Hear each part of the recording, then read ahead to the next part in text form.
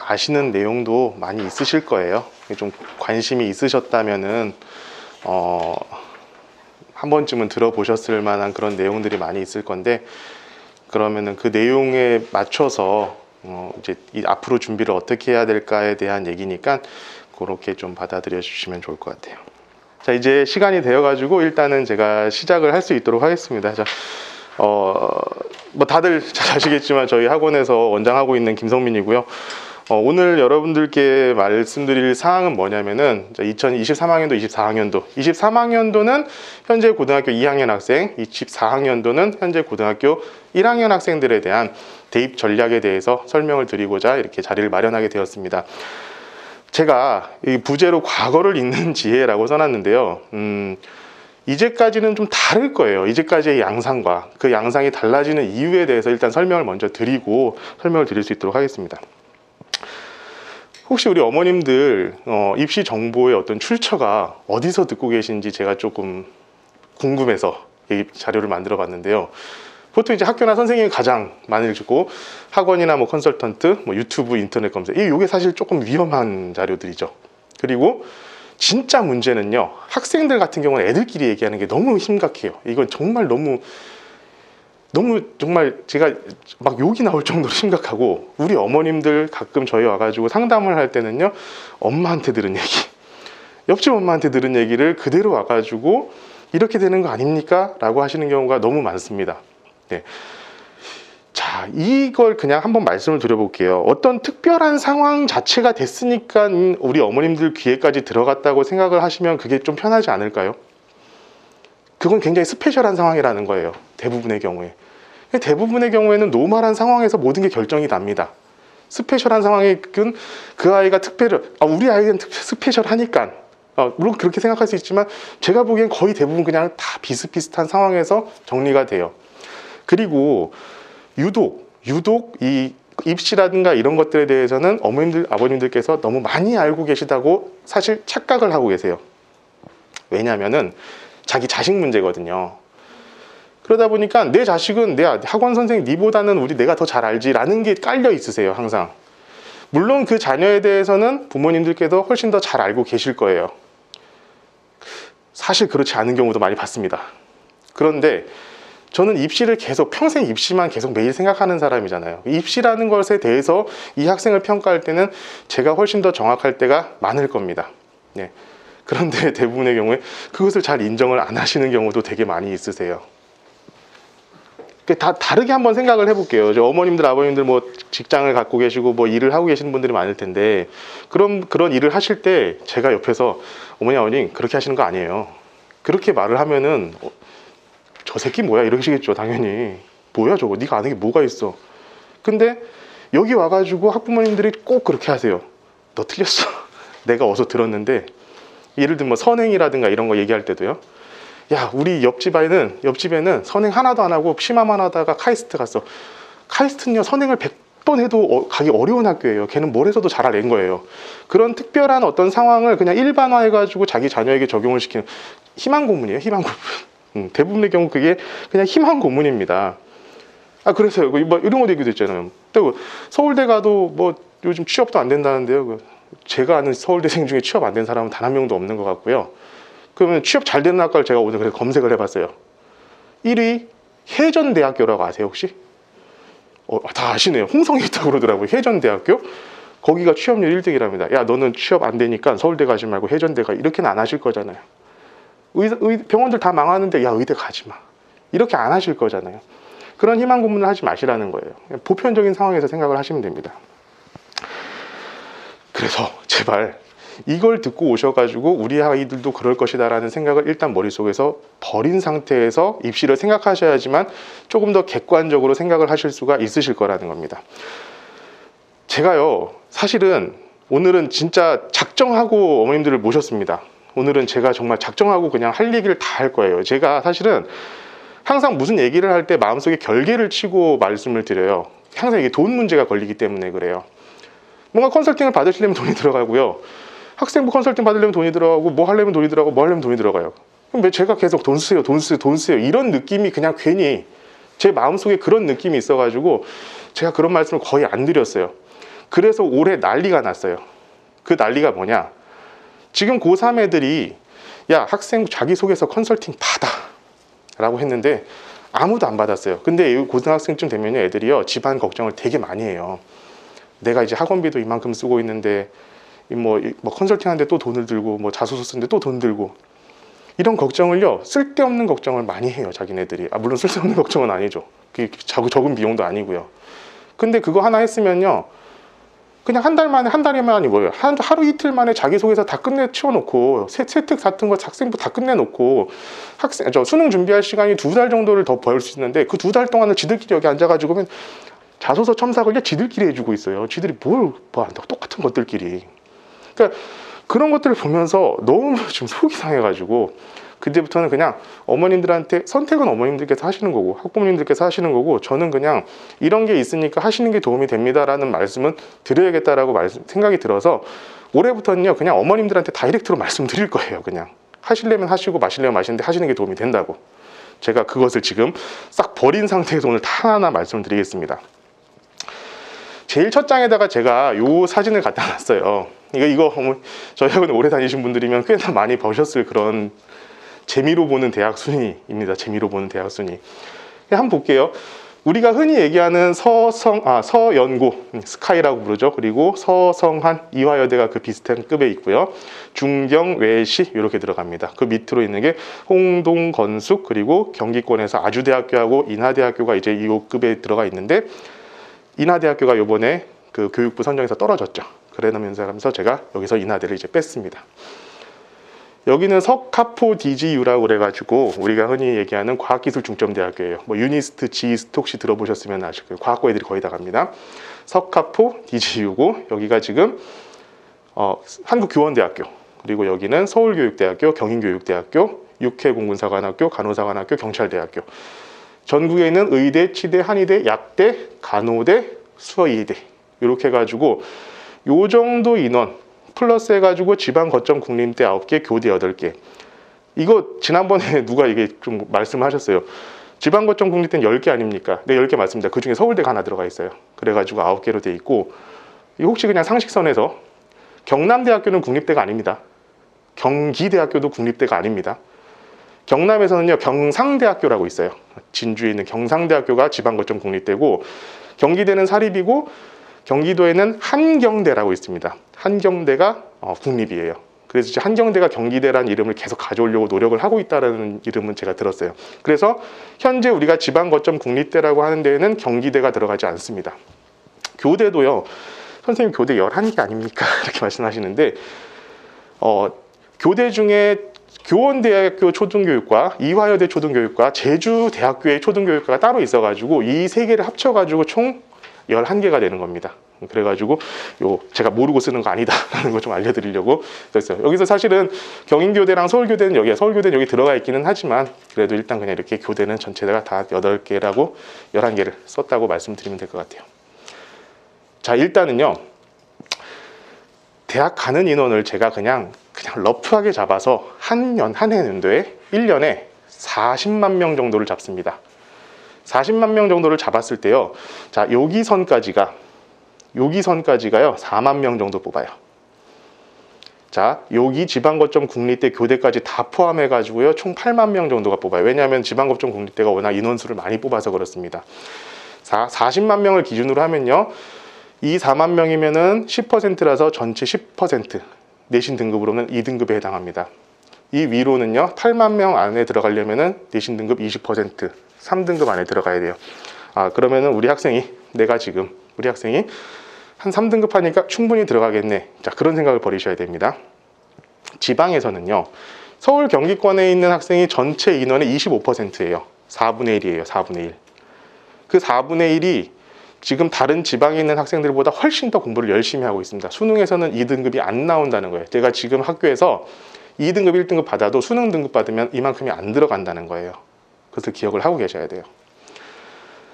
그래서 오늘 제가 말씀을 드릴 내용은 대입 환경이 어떻게 변할 것인가, 뭐 사회적 변화, 뭐 이런 것들, 구조, 이제 제도가 어떻게 변할 것인가, 그런 다음에 우리가 어떻게 준비해야 될 것인가에 대해서 말씀드리고, 오늘은 제가 이제 종이를 나눠드렸어요. 혹시 궁금하신 거 있으면은 제가 나중에 끝났습니다 질문하시죠 하면 아무도 안 하시잖아요. 그래서 중간에 궁금한 거 있으면 적으셔가지고 저한테 주시면은 제가 그거에 대해서 이렇게 좀 말씀을 드릴 수 있도록 하겠습니다. 자, 대입 환경의 변화인데요. 자, 이 얘기는 제가 사실은 드릴까 말까 좀 고민이 많이 됐는데, 자, 마음의 결계를 제가 푼다고 말씀을 드렸어요. 마음의 결계를 풀기 위해서 그냥 있는 현상을 어머님 아버님께 말씀을 드려야겠다는 생각이 들었습니다. 이거예요. 중산층 몰락의 가속화와 중산층으로 올라갈 기회의 사라짐. 이제 너무 거창한 얘기인 것 같기는 한데요. 제가 생각했을 때 지금 우리 어머니 아버님 세대, 지금 저도 79년생 98학번입니다. 세대가 중산층이라는 위치로 올라갈 수 있는 마지막 세대가 아닐까라는 생각을 저는 지금 하고 있어요. 우리가 흔히 얘기하면은 상류층과 중산층, 뭐 서민층이라고 나눈다고 했을 때 보통 요런 그림을 그릴 거라고 대충 우리는 생각을 하죠. 그런데 지금 현재는요, 이렇게 돼가고 있어요. 상류층 10%에서 15%, 나머지가 다 똑같아지고 있습니다. 중산층이란 게요, 지금요, 없어지고 있어요. 이게 왜 그런지 한번 말씀드리겠는데, 이것을 기르는 기준은 지금 현재 대한민국에서는 학력입니다. 이건 100%예요. 예. 이것은 제가 근거를 여러 가지로 대드릴 수가 있어요. 근데 지금 그런 얘기를 하는 자리가 아니니까 관심이 있으시면 제가 책을 몇 권 소개를 시켜드리겠습니다. 그걸 꼭 한번 읽어보시면 좋을 것 같아요. 자, 계층 간 이동이 정말 이제 힘들어질 거예요. 그러니까 여기서 일로 올라가는 게요, 정말 힘들어진다는 거예요. 월급이 연공서열대로 올라가는 게 사라졌어요. 자, 유일한 중산층으로 갈 수 있는, 그냥 여기 중간쯤 낄 수 있는 데는 이제는 연공서열에 따라서 월급이 올라가는 거는 공기업, 공무원 정도밖에 남지 않을 겁니다. 실제 지금도 벌써 그러고 있고요. 근데 그 공무원, 공기업 다 어디 애들이 가나요? 공부 잘하던 애들이 가요. 7급 이상은요, 무조건 다 서성한 안쪽이고요. 9급도 요즘에는 서성한에서 많이 가요. 네. 그 정도로 지금 올라가기가, 상류층으로 올라가는 이 사닥다리를 타기가 굉장히 어려운 상황이에요. 그게 지금 딱 대학 들어가면서 모든 게 결정이 나는 순간이에요. 자, 지금요, 최저임금 받는 직장은 많이 있어요. 애들도 많이 할 수 있어요. 근데 그것마저도 주휴수당 주기 싫다고 해가지고 3일씩 나눠가지고 쓰고 있어요. 사람들이 많이 있으니까. 대학생 애들이 아르바이트 할 자리는 많이 있어요, 최저시급으로. 근데 내가 가정을 이루고 내가 어느 정도 수익이 돼가지고 뭔가 생활을 해야 되는 그런 직장이 사라지고 있다는 겁니다. 지금 혹시 그 대학을 졸업한 분들이 주변에 있으시면은 그 친구들 뭐 하고 있는지 한번 유심하게 살펴보세요. 그래서 저만 해도 제 처제들이요, 지금 대학 졸업한 지 1년이 다 돼가거든요. 둘 다 백수예요. 진짜 백수. 근데 걔네들이요, 다 대학도 좋은 대학 나왔어요. 네, 물론 이 안에 들어가는 데는 아니지만 그나마 취업 잘 된다는 대학 나오고 취업 잘 된다는 학과 나왔는데도 불구하고 백수예요. 1년 내내 지금까지. 진짜 실제로 지금 현재 이런 상황이에요. 지금 현재. 이게요, 이게 제가 그래서 근거를 말씀드려야 되는 게 이런 거예요. 이게 실제로 논문입니다. 논문에서 나온 자료인데요. 이게 불평등의 세대라는 책에서 제가 발췌한 내용인데, 실제로 코로나가 됐든지 간에, 여기 이제 리먼 브라더스 금융위기 사태 때입니다. 이런 것들 때간에 상층부에서 월급을 받던 사람들은 거의 줄지 않고 그대로 유지가 됐어요. 근데 지금 중층에 있는 사람들, 하층도 별반 차이가 없어요. 어차피 최저시급이라는 게 존재하기 때문에. 여기는 꾸준히 유지가 되는데, 여기서 팡팡 떨어지는 것들은 계속 중층입니다. 코로나 때문에도 계속 떨어지고 있는 건 중산층이죠. 근데 자영업자들이 많아서 그래요, 우리나라는. 예. 이런 것들을 딱 봤을 때 지금 중고교 학습이 인생을 결정을 지을 거라는 겁니다. 그러니까 공부시키셔야 돼요. 근데 대한민국에서는요, 유일하게 가능성이 있는 게 학창시절에 유일하게 가능성이 있어요. 유일하게. 왜냐하면 전 세계 선진국에서 우리나라처럼 교육 서비스를 저렴한 가격에 받을 수 있는 곳이 없습니다. 학원비 되게 비싸다고 생각하시잖아요. 그런데요, 그나마 우리나라가 제일 싼 거예요. 제가 몰랐어요. 제가 몰랐는데 엘리트 세습이라는 책을 제가 얼마 전에 읽고 정말 머리가 한번 띵 한 적이 있는데, 그 책을 보니까 미국 같은 경우는요, 스탠포드 이상 나온 학생들이 과외를 해주는, 사교육을 해주는 그런 매칭 서비스가 있는데요. 우리나라보다 공 하나가 더 붙어요. 서울에서 보통 고액과외 하면은 100만 원 정도를 받는다고 보시면 됩니다. 거기다 공 하나가 더 붙어요. 1000만 원이라는 거예요. 그런데요, 못 써요. 사람이 없어서 줄 서도요, 1년이 걸린대요. 그 정도로 되어 있어요. 힘들어요. 그러니까 아예 미국 가면은 그런 것 때문에 스트레스 안 받아도 된다라고 생각을 하시는데, 미국에서도 그런 상류층에 올라가기 위한 사람들은요, 다 그만큼 이상을 쓰고 있다라는 거예요. 우리나라에서 부를 이전하는 두 가지 방법은, 첫 번째는 자산을 그냥 증여를 해주는 방법입니다. 증여 상속을 통한 자산의 이동. 두 번째는 교육을 통한 자산의 이동을 하고 있어요. 이 두 가지를 동시에 하고 있는 것이, 전 세계에서 가장 열심히 하고 있는 것이 어디입니까? 대한민국 강남이에요. 강남의 부동산과 대치동의 학구열을 보시면은 그냥 바로 아실 수 있죠. 이건 현실이에요. 제가 거기서 있어봐서 알아요. 네. 자, 그런데 우리나라 얼마나 좋습니까? 유튜브만 쳐도요, 어지간한 것들 다 배울 수 있어요. 본인이 의지만 있으면은, 자, 여기서 본인이 의지만 있으면은 내가 대학 여기로 갈 수 있는 것은 할 수 있는 나라가 대한민국이에요. 애새끼들이 안 해요. 아시잖아요. 안 해요. 제가 그냥 미치는 거예요. 이게 여기서 맨날 소리 지른다고 애들이 또 뭐라고 하죠. 왜 이렇게 화를 내냐고, 저 선생님은. 이게 화가 안 나게 생겼습니까? 미치겠는데, 제가. 그러니까 저는 이게 너무 심각하다는 걸 잘 알고 있고, 니들이 올라갈 수 있는 거는 지금 공부하는 거 말고는 방법이 없어. 나는 내가 망해보기까지 했거든. 근데 그래도 지금 다시 일어설 수 있었던 거는 그나마 난 중학교 때, 고등학교 때 공부 열심히 한 거라 하나 할 것 같고, 그러고 지금까지 난 먹고 살고 있는 거야. 저는 제가 경험해봤으니까 알 수 있거든요. 예. 근데 왜 안 해요? 끝내. 나중에 있잖아요. 이제 대학 졸업할 때쯤 되면 많이 느끼게 될 거예요. 아니, 그때까지 갈 것도 없어요. 원서 쓰기 시작하면 여자애들은 맨날 팽팽 울고 난리 나요. 진짜로 그럴 거예요, 아마. 그때 가서, 그때 좀 얘기 좀 들을 거. 늦어요. 그때 들으면 늦어요. 그러니까 지금 어머님들한테 말씀드리는 거예요. 자, 이거요. 제가 계속 이거 듣고 있는데, 절대로 여기 어머님들께서 이제는 이것을 재미로 보셔서는 안 됩니다. 재미로 보는 대학 순위가 아니라요, 이거는 현실적인 대학 순위예요. 작년에 제가 중앙대학교 보낸 친구가 지난주에 저희 학원에 놀러 왔습니다. 놀러 와가지고 얘기를 하는데, 중앙대학교면 공부 잘하는 학교고 잘 갔잖아요. 그런 데들 걔네들끼리 모여가지고 한다는 소리가 그거래요. 공부를 잘하는 애들끼리는 맞는 것 같은데 우리 학교가 그 중에 꼴등, 그런 느낌을 받고 있대요. 잘하는 애들 중에 꼴등, 그런 느낌을 받는데요. 걔네들도 그런다니까요. 걔네들도. 네. 가서도 끝이 아니라고 계속 말씀을 해주셔야 돼요. 정말 이거 힘든 상황이고요. 지금 이게 더 이상 재미로 보는 순위가 아니셨으면 좋겠습니다. 가끔 어떤 학부모님들께서요, 이런 걸 물어보실 때가 있어요. 무슨 철학을 갖고 가르치냐고. 이렇게까지 거창하게 물어보는 게 어떻게 가르치세요? 뭐 이런 걸 물어보시는데요. 저는 철학 같은 거 아무것도 없어요. 그냥 오로지 목표 하나만 봅니다. 이 안에 집어넣자예요. 그건 초등학교를 가르치거나 중학교를 가르치거나 고등학교를 가르치거나 다 똑같아요. 일단 이 안에 집어넣고 보자. 그 다음부터 니들 알았어. 난 몰라. 일단 넣는 것까지는 내가 도와줄게. 그것이 제 일생의 목표예요. 애들은. 철학이고 뭐가 없어요. 제가 수학만 가르치면 되는데 왜 이걸 맨날 보고 앉아가지고 만들면서 이렇게 여러분들한테 이런 얘기를 하고 있겠습니까? 넣어야 되니까 이 안에. 다른 과목, 국어, 사회, 과학을 제가 뭐 어떻게 알아요. 그러면서도 맨날 공부를 하는 거예요. 걔네들이 어떻게 공부해야지 잘 되는가. 맨날 선생님들한테 애들 여기 보내려고. 전 유일하게 그거 하나예요. 그거 하나만 보고 가고 있습니다. 사실 지금 이 얘기는요, 정말로 이게 말씀을 드릴까 말까, 이것을 이 총체를 들었다 놨다를 여러 번 했어요. 근데 일단은 어머니들께서 지금 현재 이런 음험한 사항을 알고는 계시는 게 좋겠다는 생각이 들어가지고 일단 집어넣었으니까 좀 이렇게 생각을 해보시는 계기가 됐으면 좋겠습니다. 자, 이제 다음부터는 이제 좀 현실적인 얘기를 드릴 수 있도록 할게요. 자, 이제 미시적인 인구 구조의 변화라고 이렇게 말을 쓰면 이제 거창하게 들었는데, 뭐 인구 구조는 뭐 거시적인 거 아닙니까? 라고 생각할 수 있겠지만, 지금 딱 고등학교 2학년, 1학년, 중학교 3학년에게만큼은 미시적인 상황이 많습니다. 이게 왜 그런지 보여드릴게요.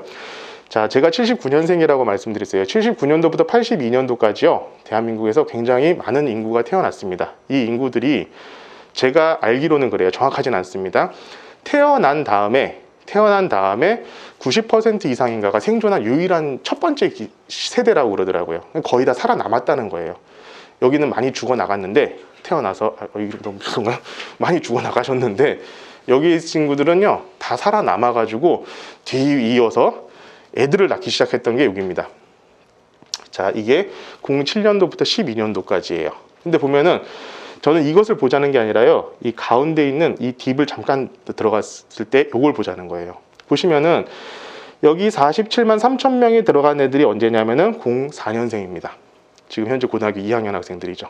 그리고 05년도 현재 고등학교 1학년 학생들 제일 적게 태어났어요. 43만 5천 명. 그 다음 해 44만 8천 명.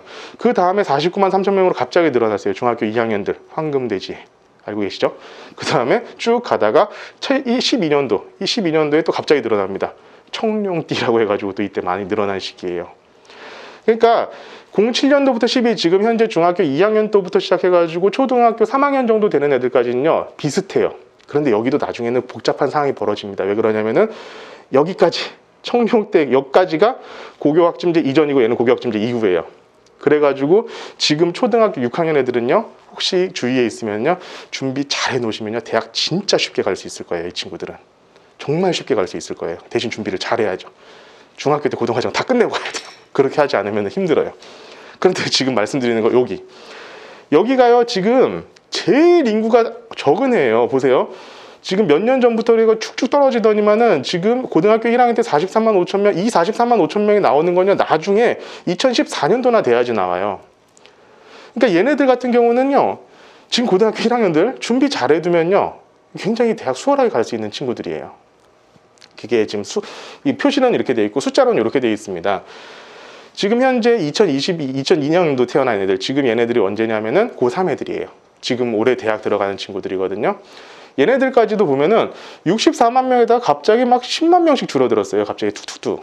그러면서 2001년, 작년도에 어떤 일이 선생님들끼리 무슨 얘기를 했냐면 생각보다 애들이 대학을 잘 간다 이런 얘기를 했어요. 야, 안 될 줄 알았는데 저기를 되네? 이런 식의 얘기를 되게 많이 했어요. 그때 당시에 실제로. 근데 이제는 더 떨어진다는 거예요. 그리고 지금 최종적으로 현재 고등학교 1학년 학생들은요 이때의 판단 기준으로는 절대로 반영하지 못하는 구간들이 생긴다는 겁니다. 그것을 생각을 하고 계셔야 돼요. 그러니까 내가 이 정도를 하면은 이 정도 대학 가겠지라는 것이 틀어지기 시작할 거예요. 지금부터는. 근데 얘네들 기준으로 끝나고 나면은 얘네들은 또 그 다음 해 연도 애들은 또 인구가 또 유지가 되다 보니까 오히려 이 친구들 같은 경우에는 지금 고등학교 3학년 애들과 비슷한 입결이 나오지 않을까 이렇게 생각을 하고는 있어요.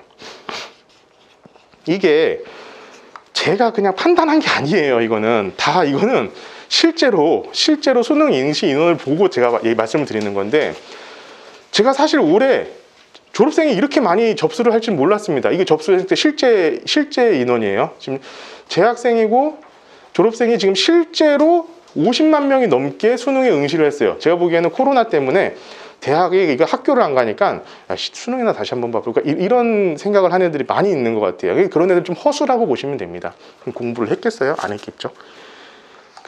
그렇잖아요. 자유가 딱 한번 맛들이면은 벗어나올 수가 없거든요. 애들은 아마 공부 잘 안 했을 거예요. 그러니까 실제로 이 졸업생들 중에서도 정말 진성으로 내가 제대로 재수 준비를 했던 친구들은 실제로 여기 인원의 한 70% 이내 정도라고 보시면 될 것 같고 실제로 응시 인원은 여기서 또 한 10%가 빠집니다.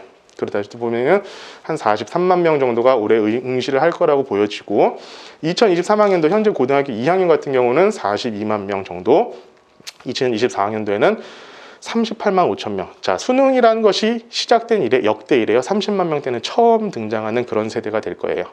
그렇게 예측을 하고 있어요. 이건 제가 예측한 게 아니라요. 여기 대학 입학 가능 정원을 교육부에서 발표한 자료입니다. 그리고 제가 항상 40만을 기준으로 하는 것은 이런 것들 때문에 제가 말씀을 드리는 거고요. 예. 그러니까 이 지금 고등학교 1학년 학생들 정말 내가 조금만 공부를 해가지고 어느 정도 기본기 이상을 딱 만들어 놓으면은 대학 되게 수월하게 갈 수 있는 친구들이라는 거죠. 그런데요. 대학에서 뽑는 정원은 오히려 2023학년도에 증가를 합니다. 증가를 해요. 자, 인구는 감소하고 있는데 대학 정원은 증가하고 있어요. 이거 뭔 일인지 모르겠죠. 이게 사실은 근데 좀 허수가 존재합니다. 이건 그대로 이렇게 받아들이시면 안 되는 게, 자, 요거 때문이에요. 지방 대학교들은 고사되고 있죠. 요거 때문이에요. 자, 수능 정원이, 대학의 정원이 많아진다는 것은 뭘 의미하냐면은 작년도에 내가 100명을 뽑았어야 되는데 90명밖에 못 뽑은 거예요. 그러니까 올해 110명 뽑게 해줄게. 이게 정원의 증가하는 원인입니다. 그런데 그게 다 어디에 있어요? 서울은 가고 싶어도 다들 못 가잖아요. 다 지방대에서 미충원이 나고 있어요. 그 뉴스로도 많이 들어보셨을 거예요. 자, 올해 수도권 수시 경쟁률이요. 자, 직업구까지 다 포함해서 지방고점 국립대 교대를 다 포함해서입니다. 15.9대 1의 경쟁률을 보이고 있습니다. 수시요. 기본적으로 평균이 그렇다는 거예요. 그런데 지방 같은 경우에는 6대 1이에요. 6대 1. 작년 같은 경우에는요 5.6대 1이었어요. 자, 6대 1이면요 미달입니다. 왜냐하면 수시에는 6군데의 카드를 쓸 수 있어요. 수시는 6군데를 쓸 수 있기 때문에 6대 1이면 그냥 1대 1 또이 5.9대 1이면 미달이에요. 작년에 미달이었어요. 경쟁률 자체가 미달이었다는 거예요. 그러니까 거기서 뽑는 인원들이 줄어들고 있고 계속 그것이 다음 연도로 2월이 되다 보니까 실제 정원이 늘어나는 것처럼 보이는데 실제로 늘어나는 것은 우리가 가고 싶은 대학이 늘어나는 것은 아니다라는 것을 기억을 해주시면 좋을 것 같아요. 자, 이거는 조금 어렵게 보실 필요는 없는 이 도표인데요. 뭐냐면은 지금 2021학년도에 내가 그냥 서울대부터 그냥 서울시립대까지 그냥 줄을 쭉 세운 거예요.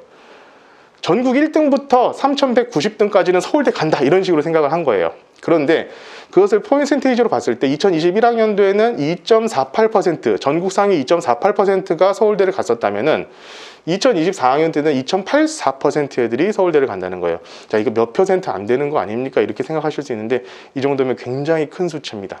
이게 밑으로 내려갈수록요 이화여대쯤 오면요 앞자리수가 바뀌어요. 앞자리수에 뒷자리수까지 아예 다 바뀌죠. 기회의 땅이라는 겁니다. 기회가 주어졌어요. 기회가 주어졌으면 잡아야죠. 네. 물론 이건 단순 계산한 거기 때문에 이게 정확하다고 말씀은 못 드리겠어요. 이렇게 되면 이렇게 간다. 이렇게는 말씀드릴 수는 없지만 단순 계산했을 때 이 정도로 대부분 떨어지게 돼 있다는 것을 말씀을 드리는 겁니다. 자, 이렇게 인구가 줄어들면 뭐가 좋으냐. 네. 일단 대학별 모집 인원수는 오히려 그대로거나 오히려 좀 증가를 하고 있는 추세입니다. 어디냐면 특히나 인서울의 이공계학과 같은 경우에는요 증가하고 있어요. 왜냐하면 대학 교육부에서 지원을 해주잖아요. 그 지원을 해주는 게 어디서 지원해 주냐면은 AI 학과, 뭐 반도체, 이공계 이런 쪽을 지원을 엄청 많이 해줘요. 그러니까 옛날에 컴퓨터 공학과였던 게 지금 뭐 소프트웨어 공학과로 막 이름 바꿔가면서 막 하고 있잖아요. 그게 다 국가에서 지원받으려고 그렇게 하는 거거든요.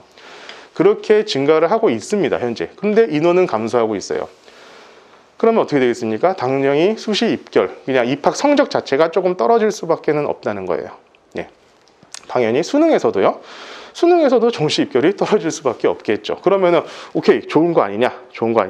물론 좋은 거 맞습니다. 그런데 그 과실이 어떤 사람들한테 돌아갈 것이냐? 그건 이제부터 생각을 해봐야 될 문제라는 거예요.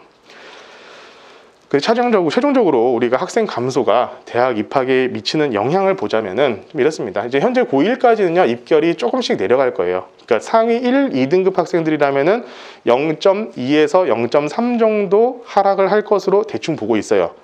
3등급 정도 되는 학생들은 크게는 0.5 정도 낮겠어도, 그러니까 작년에 2.5등급이어서 합격했으면 올해 3점도에도 합격을 할 수 있을지도 모른다. 이렇게 생각을 하시면 조금 편할 것 같아요. 그리고 특히나 상위권 학생들은 워낙 촘촘하게 애들이 분포되어 있기 때문에 상위권 학교일수록 조금만 차이가 나도 대학 올리기가 굉장히 수월해질 거다라는 거 말씀을 드리는 겁니다. 자, 일반계 고등학교는요 1등급 차이가 엄청나게 큰 차이를 만들 거예요. 왜냐하면 이게 무슨 소리냐, 1.9하고 2.1은요 천지 차이가 될 거예요. 1.9하고 2.1은 학교에서는 1등 차이예요. 한 등수 차이인데 실제로 1.9를 맞았느냐 아니면 2.1을 맞았느냐는 대학 하나를 가르게 될 겁니다. 그래서 앞자리 수를 높이는 게 굉장히 중요해요. 그러니까 제가 막 푸시를 해가지고 나중에 이제 고등학교쯤 되면 제가 그런 얘기도 해요. 자, 너 지금 어느 정도 맞아? 그러면은 대충 계산해가지고 통박 굴려서 야, 그럼 수학보다 국어해. 이런 식으로 해주는 거예요. 국어 1등급으로 올리면은 네가 지금 앞자리 수가 바뀔 수 있잖아. 근데 수학은 지금 네가 올려도 지금 안 되잖아.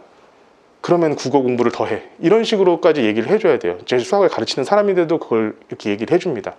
당연히 그렇게 해야 돼요. 왜냐하면 앞자리 수가 차이가 나면은 끝납니다. 자, 특목고 자사고 같은 경우에는요 교과에서는 당연히 분리할 수밖에 없죠. 교과는 당연히 분리해요. 왜냐하면은 워낙 이 받기가 어렵기 때문에. 거기서 내신 등급 잘 받으면요 대학 가기 진짜 쉬울 겁니다. 그냥 학종이나 정시를 적극 노려봐야 한다라는 것을 말씀을 드릴게요. 이것은 이제 하나하나 점점점 얘기를 다 진행이 되면서 조금 더 자세하게 설명이 될 겁니다. 자, 이렇게 일단은 여러분들 지금 인구 구조라든가 사회가 어떻게 바뀌니까 우리가 공부를 해야 된다는 거에 대해서 먼저 말씀을 드렸고요. 이게 이제 사실은 더 중요한 내용이죠. 지금부터 내용이.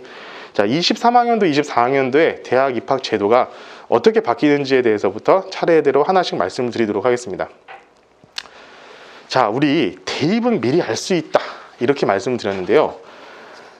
제가 다른 컨설팅 하시는 분들이나 아니면은 강사를 하시는 분들이나 이런 분들하고 비교했을 때 약간의 비교 우위가 있는 게 조금 공무원 생활을 오래 하다 보니까 규정이라든가 행정 절차 이런 것들이 조금 남들보다 빠삭해요. 저는 이런 거 보면은 제일 먼저 법을 찾아보거든요. 자, 고등교육법에 보면요. 대학 입학은요. 해당 입학연도의 4년도 전까지 이 모든 것들을 다 알려줘야 돼요. 제가 2년 전이죠. 2019년도에 이 자리에서 대학 입학 설명회를 하면서 보여드렸던 자료를 그대로 보여드릴 겁니다. 정책이란 건요, 한번 딱 정해지면요, 거의 변함없이 가요. 뭔가 특별하게 큰일이 벌어지지 않는 한은. 자, 벌써 올해 8월에는 2024학년도 현대고등학교 1학년 학생들의 대입 전형 기본 방향이 대한교육협의회, 대학교육협의회, 여기 대교협이라고 보통 얘기합니다. 대교협에서 발표가 됐습니다. 그거 보고 있는 거예요, 저 같은 경우는. 그거 봐야 돼요. 근데 이것은 사실은 조금 이렇게 큰 틀만 보여주기 때문에 진짜 중요한 건 요겁니다. 대입 전형 시행 계획이요. 올해 내년도 고등학교 2학년에 대한 대입 전형 시행 계획이 지금 벌써 나왔어요. 학교별로 다 나왔어요. 이게 어떻게 되어 있냐? 이렇게 2022학년도 대비 변경 사항이 이렇습니다 라는 것들을 다 알려주고 있다고요. 이거 1년 전에 공부해가지고요 못해요. 미리 다 해놓으셔야 돼요. 근데 요즘 이제 컨설팅 하시는 분들 보면은 1년 단위로 공부하시는 것 같더라고요. 네, 이제 가끔씩 이제 화가 날 때가 많습니다. 자, 그래서 지금 대학은 우리가 어떻게 가야 되느냐? 이제 여기는 뭐 고등학교 2학년 학부모님도 계시지만 중학교 3학년이라든가 고등학교 1학년 학부모님들도 계시기 때문에 제가 일단 기본적인 사항을 먼저 말씀드릴게요. 대학을 가는 방법은 총 지금 현재로선 4가지가 있다고 보시면 됩니다. 이게 학생부 교과가 있고요. 학생부 종합이 있고 논술 전형 그리고 정시 수능 전형 이게 총 4가지가 있다고 보시면 돼요. 요 위에 있는 초록색 같은 경우는 우리가 흔히 수시라고 하는 거고요. 이 논술도 사실 수시긴 한데 지방에서는 논술로 가는 경우가 그렇게 흔하지는 않기 때문에 제가 이것은 좀 이제 정리를 하고 있고 말씀을 안 드릴게요. 그리고 보통 수능으로 보는 게 정시 이렇게 나뉩니다. 보통 우리가 잘 알고 있다시피 학생부 교과는 일반계 고등학교가 좀 유리한 면이 있고요. 학생부 종합이나 정시 수능 같은 경우에는 특목자사고라든가 수능 같은 경우에는 재수생까지 이렇게 좀 유리하다라는 게 보편적인 알려진 사실이고 그리고 이것이 명백한 사실입니다. 현재 그러고 있어요. 그런데 여기서 지금부터 잘 보세요. 여기 옆에 있는 것들이 뭐냐면은 학생부 교과에서 보는 것들이에요. 학생부 종합에서 보는 것들, 논술에서 보는 것, 정시 수능에서 보는 것들을 이렇게 말씀드린 건데 잘 보면은 똑같이 다 들어가 있는 게 있습니다. 수능이에요. 수능이에요. 자, 이제 지방은 수시로 가니까 수능 안 봐도 된다 이런 생각이 절대로 하시면 안 됩니다. 제가 이거 2년 전부터 얘기했어요. 2년 전부터. 그땐 저 혼자만 얘기했어요. 네, 진심으로 정말 그랬어요. 힘들었어요. 그래서 그리고 재밌는 거 여기 지금 갑자기 수능으로 보는 건데 교과 역량 이거 학생부를 보겠다는 거 아닙니까? 이게 지금 서울대학교에서 2023학년도부터 지금 보기 시작을 하는데 이것은 조금 이따가 제가 좀 설명을 좀 드릴 수 있도록 하겠습니다. 아직 확정된 게 없어요. 확정은 됐는데 어떻게 될지 몰라요. 그래서 사람들끼리도 너무 의견이 분분한 상태예요. 지금 현재로서는. 그러면은 우리가 지금 수능은 무조건 이제 봐야 된다라고 생각을 하고 대학 입학을 준비하셔야 됩니다. 지금부터는. 자, 요게 2023학년도에 이미 다 나왔어요. 2023학년도에 전형별 모집 인원인데 자, 이렇게 제가 그래프로만 일단 먼저 표시를 해드렸는데요. 거기에는 나와 있을 거예요. 지금 비수도권이라고 하면은 그냥 전국 평균이라고 보셔도 크게 다르지 않습니다. 맞습니다. 그냥. 자, 학생부 교과 전형이요. 58.8%로 가장 많아요. 얘네들은 뭐냐면은 성적만 보는 애들. 학생부 그냥 성적만. 그러니까 고등학교 때 내신 성적만 보겠다는 게 교과 전형 요거예요. 비수도권 같은 경우에 제일 많고요. 학생부 종합 전형 20%가 안 되고 정시는 15%가 최대 안 됩니다. 일반적인 학교, 일반적인 우리가 지방에 있는 학교들은요, 그냥 다 교과로 별 문제 없이 그냥 성적으로만 뽑는 거예요. 그런데요, 이게 수도권으로만 가도 이렇게 됩니다. 확 줄죠. 상위 15개 대학은요 이렇게 됩니다. 자, 예전에는요 학생부 종합 이게 제일 많았어요. 상위 서울 15개 대, 서울 15개 대학교에서는. 그래서 2년 전만 해도 계속 그랬어요. 학종을 준비해야 된다, 학종을 준비해야 된다. 제가 그때 수능 준비해야 된다고 얘기를 했었거든요. 미친놈 소리를 들은 거예요, 제가. 아, 근데 학종은 학생부로 가는 건데, 고등학교 3학년 애들, 학생부야 지금 고등학교 1, 2학년 때 다 끝나는 건데 3학년 와가지고 학생부 종합을 어떻게 준비를 하라는 거예요. 준비할 뭐가 없어요. 그럼 그때부터 왜 수능 준비를 하는데, 다음 장에 제가 보여드릴게요. 이게 왜 그러냐면은 원래 학종이요 거의 여기서 60%였어요. 60%. 근데 얘네들이 정시로 넘어가가지고 정시가 지금 41%로 제일 많고요. 그 다음 학종 여전히 유지되고 있지만, 얘네들 야 니들 지금 있잖아, 너무 공부 잘하는 애들만 뽑는 것 같으니까 지역균등이라든가 학교장 추천 같은 거예요. 지역균등이라고 해가지고 지방 애들을 뽑겠다, 이게 아니에요. 그건 농어촌 전형이에요. 지역균등은 뭐냐면은 학교장한테 추천권을 2장만 주는 거예요. 그러니까 학교마다 다릅니다. 추천권을 뭐 재수생한테 줄 수 있다 없다도 다르고 굉장히 많이 달라요, 그거는. 그럼 추천권을 서울대에서는 2명을 줄 수 있어요. 그러면 강남에 있는 고등학교 애들은 예를 들어서 10명 대학, 서울대학교 다 갈 수 있는 애들인데 그 중에서 추천권 2장밖에 못 받아요. 그러니까 지방에서 2장을 받은 애들하고 같이 경쟁이 되니까 여기서 지방 애들이 많이 대거 진출을 합니다. 이런 것들을 많이 생기게 하다 보니까, 그러니까 여기 교과가 늘어난 거예요. 옛날에 교과가 없어요. 서울대는 여전히 교과가 없습니다. 서울대는 여전히 교과가 없어요. 이게 계속 늘어나고 있는 겁니다. 그러면은 여기 있는 학생부 종합이 이렇게 왜 늘어났는지 그거에 대해서 말씀을 드려볼게요. 자, 제가 이거 2019년도 자료입니다. 여기 보세요. 현 고1이라고 돼 있죠. 지금 고3 애들인데요. 이거 여기에서 제 예전 강의를 들으셨던 분은 한 번쯤 보셨을 자료예요. 제가 이거 하면서 제가 어떻게 했냐면, 지금은 현 고3이죠. 여기다 이렇게 써놨어요. 공부 잘하는 사람 뽑겠다. 결국 공부 잘하는 사람은 뭐 보겠냐? 수능 보겠다는 겁니다. 요거밖에 없어요. 왜냐하면은 공정성 강화 방안 다음에 말씀드리겠지만, 여기 보십시오. 서울 16개 대학 정시 40% 이상으로 확대. 앞장에서 보셨죠? 벌써 넘겼어요. 40% 이상으로 됐어요, 지금. 맞춘다니까요, 전부 다. 올해 이렇게 바뀌었어요. 자, 2024학년도 고1 때요. 이거 다 나오죠? 이거 다음 장에 바로 다 나옵니다. 정책이라는 것은 한번 이렇게 결정이 되면요, 어지간하지만 바뀌지 않아요. 그대로 갑니다. 그렇기 때문에 이거에 따라서 준비를 했었어야 하고, 제가 그때 고등학교 1학년 애들한테 계속 수능 준비를 해야 됐던 거는 이것 때문에요. 어차피 공부 잘하는 애를 뽑기 위해서는 내신으로는 볼 수가 없어요. 서울에 있는 애들이 공부 잘하는 애들도 내신 등급이 안 나오는데, 지방에서는 공부 조금만 해도 내신 잘 나오니까 이렇게 붙으면 이게 공정하지 않은 거예요, 제가 봤을 때는. 그럼 공정한 건 뭡니까? 수능. 모든 사람들이 다 똑같이 보는 수능이 공정한 거예요, 제가 봤을 때는. 수능을 보겠다는 것이 확실시가 됐기 때문에 그때부터 제가 수능 준비를 해야 된다라고 말씀을 드렸던 건데, 그땐 저 혼자만 그랬죠. 내년도부터 보세요. 올해 지금 수시 원서 쓴 다음부터 갑자기 분위기가 확 바뀌었습니다. 지방에서도 수능 준비해야 된다고. 왜냐하면 수능 최저가 다 깔린 걸 이제야 본 거예요. 애들이 이제 수능 최저, 대학을 보려고 하니까, 수능 최저 있으면은 수능 최저 되면은 고려대 갈 수 있는 성적 애들이 수능 최저 안 보는 학교 가려면요, 건국대까지 떨어집니다. 고대 건국대 차이가 나버려요. 수능 최저를 볼 수 있느냐 없느냐의 차이가.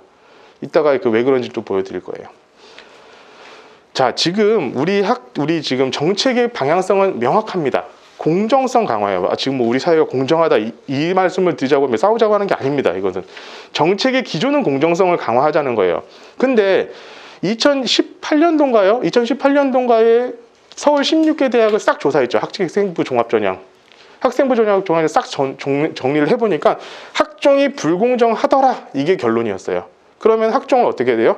줄이겠죠. 그리고 아니면 불공정하길 가능성이 있는, 소지가 있는 그런 여러 가지 항목들을 없애는 쪽으로 가는 겁니다. 그게 이거예요. 이거는 제가 다음 장에서 좀 더 좀 상세하게 말씀을 드릴 거고요. 불균형했으니까 서울 결국 제일 만만한 게 수능이잖아요. 수능이니까 수능 늘려. 자, 40% 이상 벌써 달성했죠, 실제로. 이게 목표였는데, 조기 달성 유도했는데 이미 달성했어요. 아까 보시면 41.6%였죠. 자, 이것은 무조건 하겠다라는 거고, 수능 위주 전형은 계속 올려달라라고 얘기를 하겠다는 건데, 지방에서는요, 애들이 수능 공부를 아무도 안 하니까 수능으로 뽑기가 어려워요. 그래서 30% 이상 확대 권고로 돼 있어요. 그리고 논술 전형 축소해라, 적성 폐지해라, 사배자라고 합니다. 사회 배려자라든가 지역 균형이라는 것들을 만들어라. 그래서 만든 게 지역 균형, 지균이라고 하는 게 그래서 만들어진 거예요. 그것을 노려야 돼요, 지금은 우리 학생들은. 자, 이게 학생부 종합전형 반영 항목의 변화인데요. 이게 조금 지금 학생부 종합전형을 조금이라도 준비하고 있고 어쨌든 준비 다 하셔야 돼요. 하는 학생들한테는 굉장히 중요할 겁니다. 지금 작년도에 이만큼 할 게 많았어요. 근데 말씀드렸지만 공정하지 않다는 거예요. 이게 공정하지 않다. 왜 공정하지 않으냐? 여러 가지 잡다한 것들이 끼어들 소지들이 되게 많은 곳이 많아요. 그래서 올해랑 내년 고등학교 2학년까지는 몇 개가 줄어듭니다. 그리고 자기소개서도요, 원래 4문항이었는데 3문항으로 줄어들었어요. 예. 지금 마지막, 원래 2개가 공통문항, 마지막 한 문항이 학교 자율문항, 이런 식으로 되어 있고요. 자, 이게 지금 고1로 가면요, 다 사라져요. 다 없어요. 지금 빨간색이 다 없어지는 거는요, 자소서도 없어집니다. 남는 게 없어요. 그럼 뭘 갖고 평가를 하겠다는 겁니까? 뭘 갖고 평가하냐? 자, 요거 갖고 평가하겠다는 거예요. 남는 게 요거밖에 없어요. 교과 세특입니다. 이게 뭐냐면 성적이고요. 그 성적 그 학과에서 그 선생님이 써주시는 거예요. 근데 선생님이 안 써줘요. 네. 학생들이 써가면요. 그래서 대신 써주세요. 이렇게 그냥 타이핑만 해주세요. 물론 그렇게 다 써주시는 학교도 있습니다. 그게 좀 차이가 있어요. 근데 이것이 결국에는 뭐냐? 60% 이상. 왜냐하면은 이것만큼 공정한 게 없잖아요. 성적 나온 대로 주겠다는데 뭐가 문제가 되겠어요? 아무 문제가 없다는 거죠. 거기다가 조금 더 얘에 대해서 좀 평가를 하겠다고 하면은 진로활동이라든가 동아리활동, 자율활동, 행동특별사항 같은 것들을 추가해서 평가를 하겠다라는 거 정도로 생각하시면 좋을 것 같아요. 문제는 뭐냐면요, 이 변별력을 둘 데가 없는 거예요. 지금은 요거 말고는 없어요, 사실. 그러니까 이거 어차피 들어오는 애들은 다 이 성적이 비슷한 애들이 들어올 수밖에 없어요. 비슷한 학과되니까. 이런 것들에서 조금 더 추가가 되면은 그냥 플러스 알파 정도가 있다라고 생각하시면 되고, 결국 성적이 압도적으로 성적을 중요하게 여길 수밖에 없을 겁니다. 그런 다음 사라진 항목들 있잖아요. 자, 볼게요. 여기서 보면은 자율동아리, 특기사항, 개인봉사활동, 진로희망, 그리고 독서 수상 같은 것들이, 이런 것들은요, 여기 있는 세특에다가요 넣을 수 있어요. 이 학생은 이런 것에 관심이 많아서 이런 독서를 해가지고 나한테 보고서를 제출한 적이 있다라는 거 써서 넣을 수 있잖아요. 그리고 고등학교 1학년 애들 보면은 지금 혹시 좀 생각이 있으신 분들은 이런 게, 갑자기 학교에서 대회가 싹 사라졌어요. 안 들어가니까 그래요. 지금은 대회가 많이 사라졌어요. 네. 안 들어가니까 이제 애들도 조금 아는 애들은 안 나가요. 근데요, 그러지 말라고 하세요. 혹시라도 내가 가고자 하는 학과와 비슷한 그런 대회가 있으면요, 최대한 참여하도록 하세요. 그거 한 다음에 세특에다 넣을 수 있다니까요. 이거 넣는 거에는요, 선생님들의 고유 권한이기 때문에요, 뭐라고 터치를 안 해요.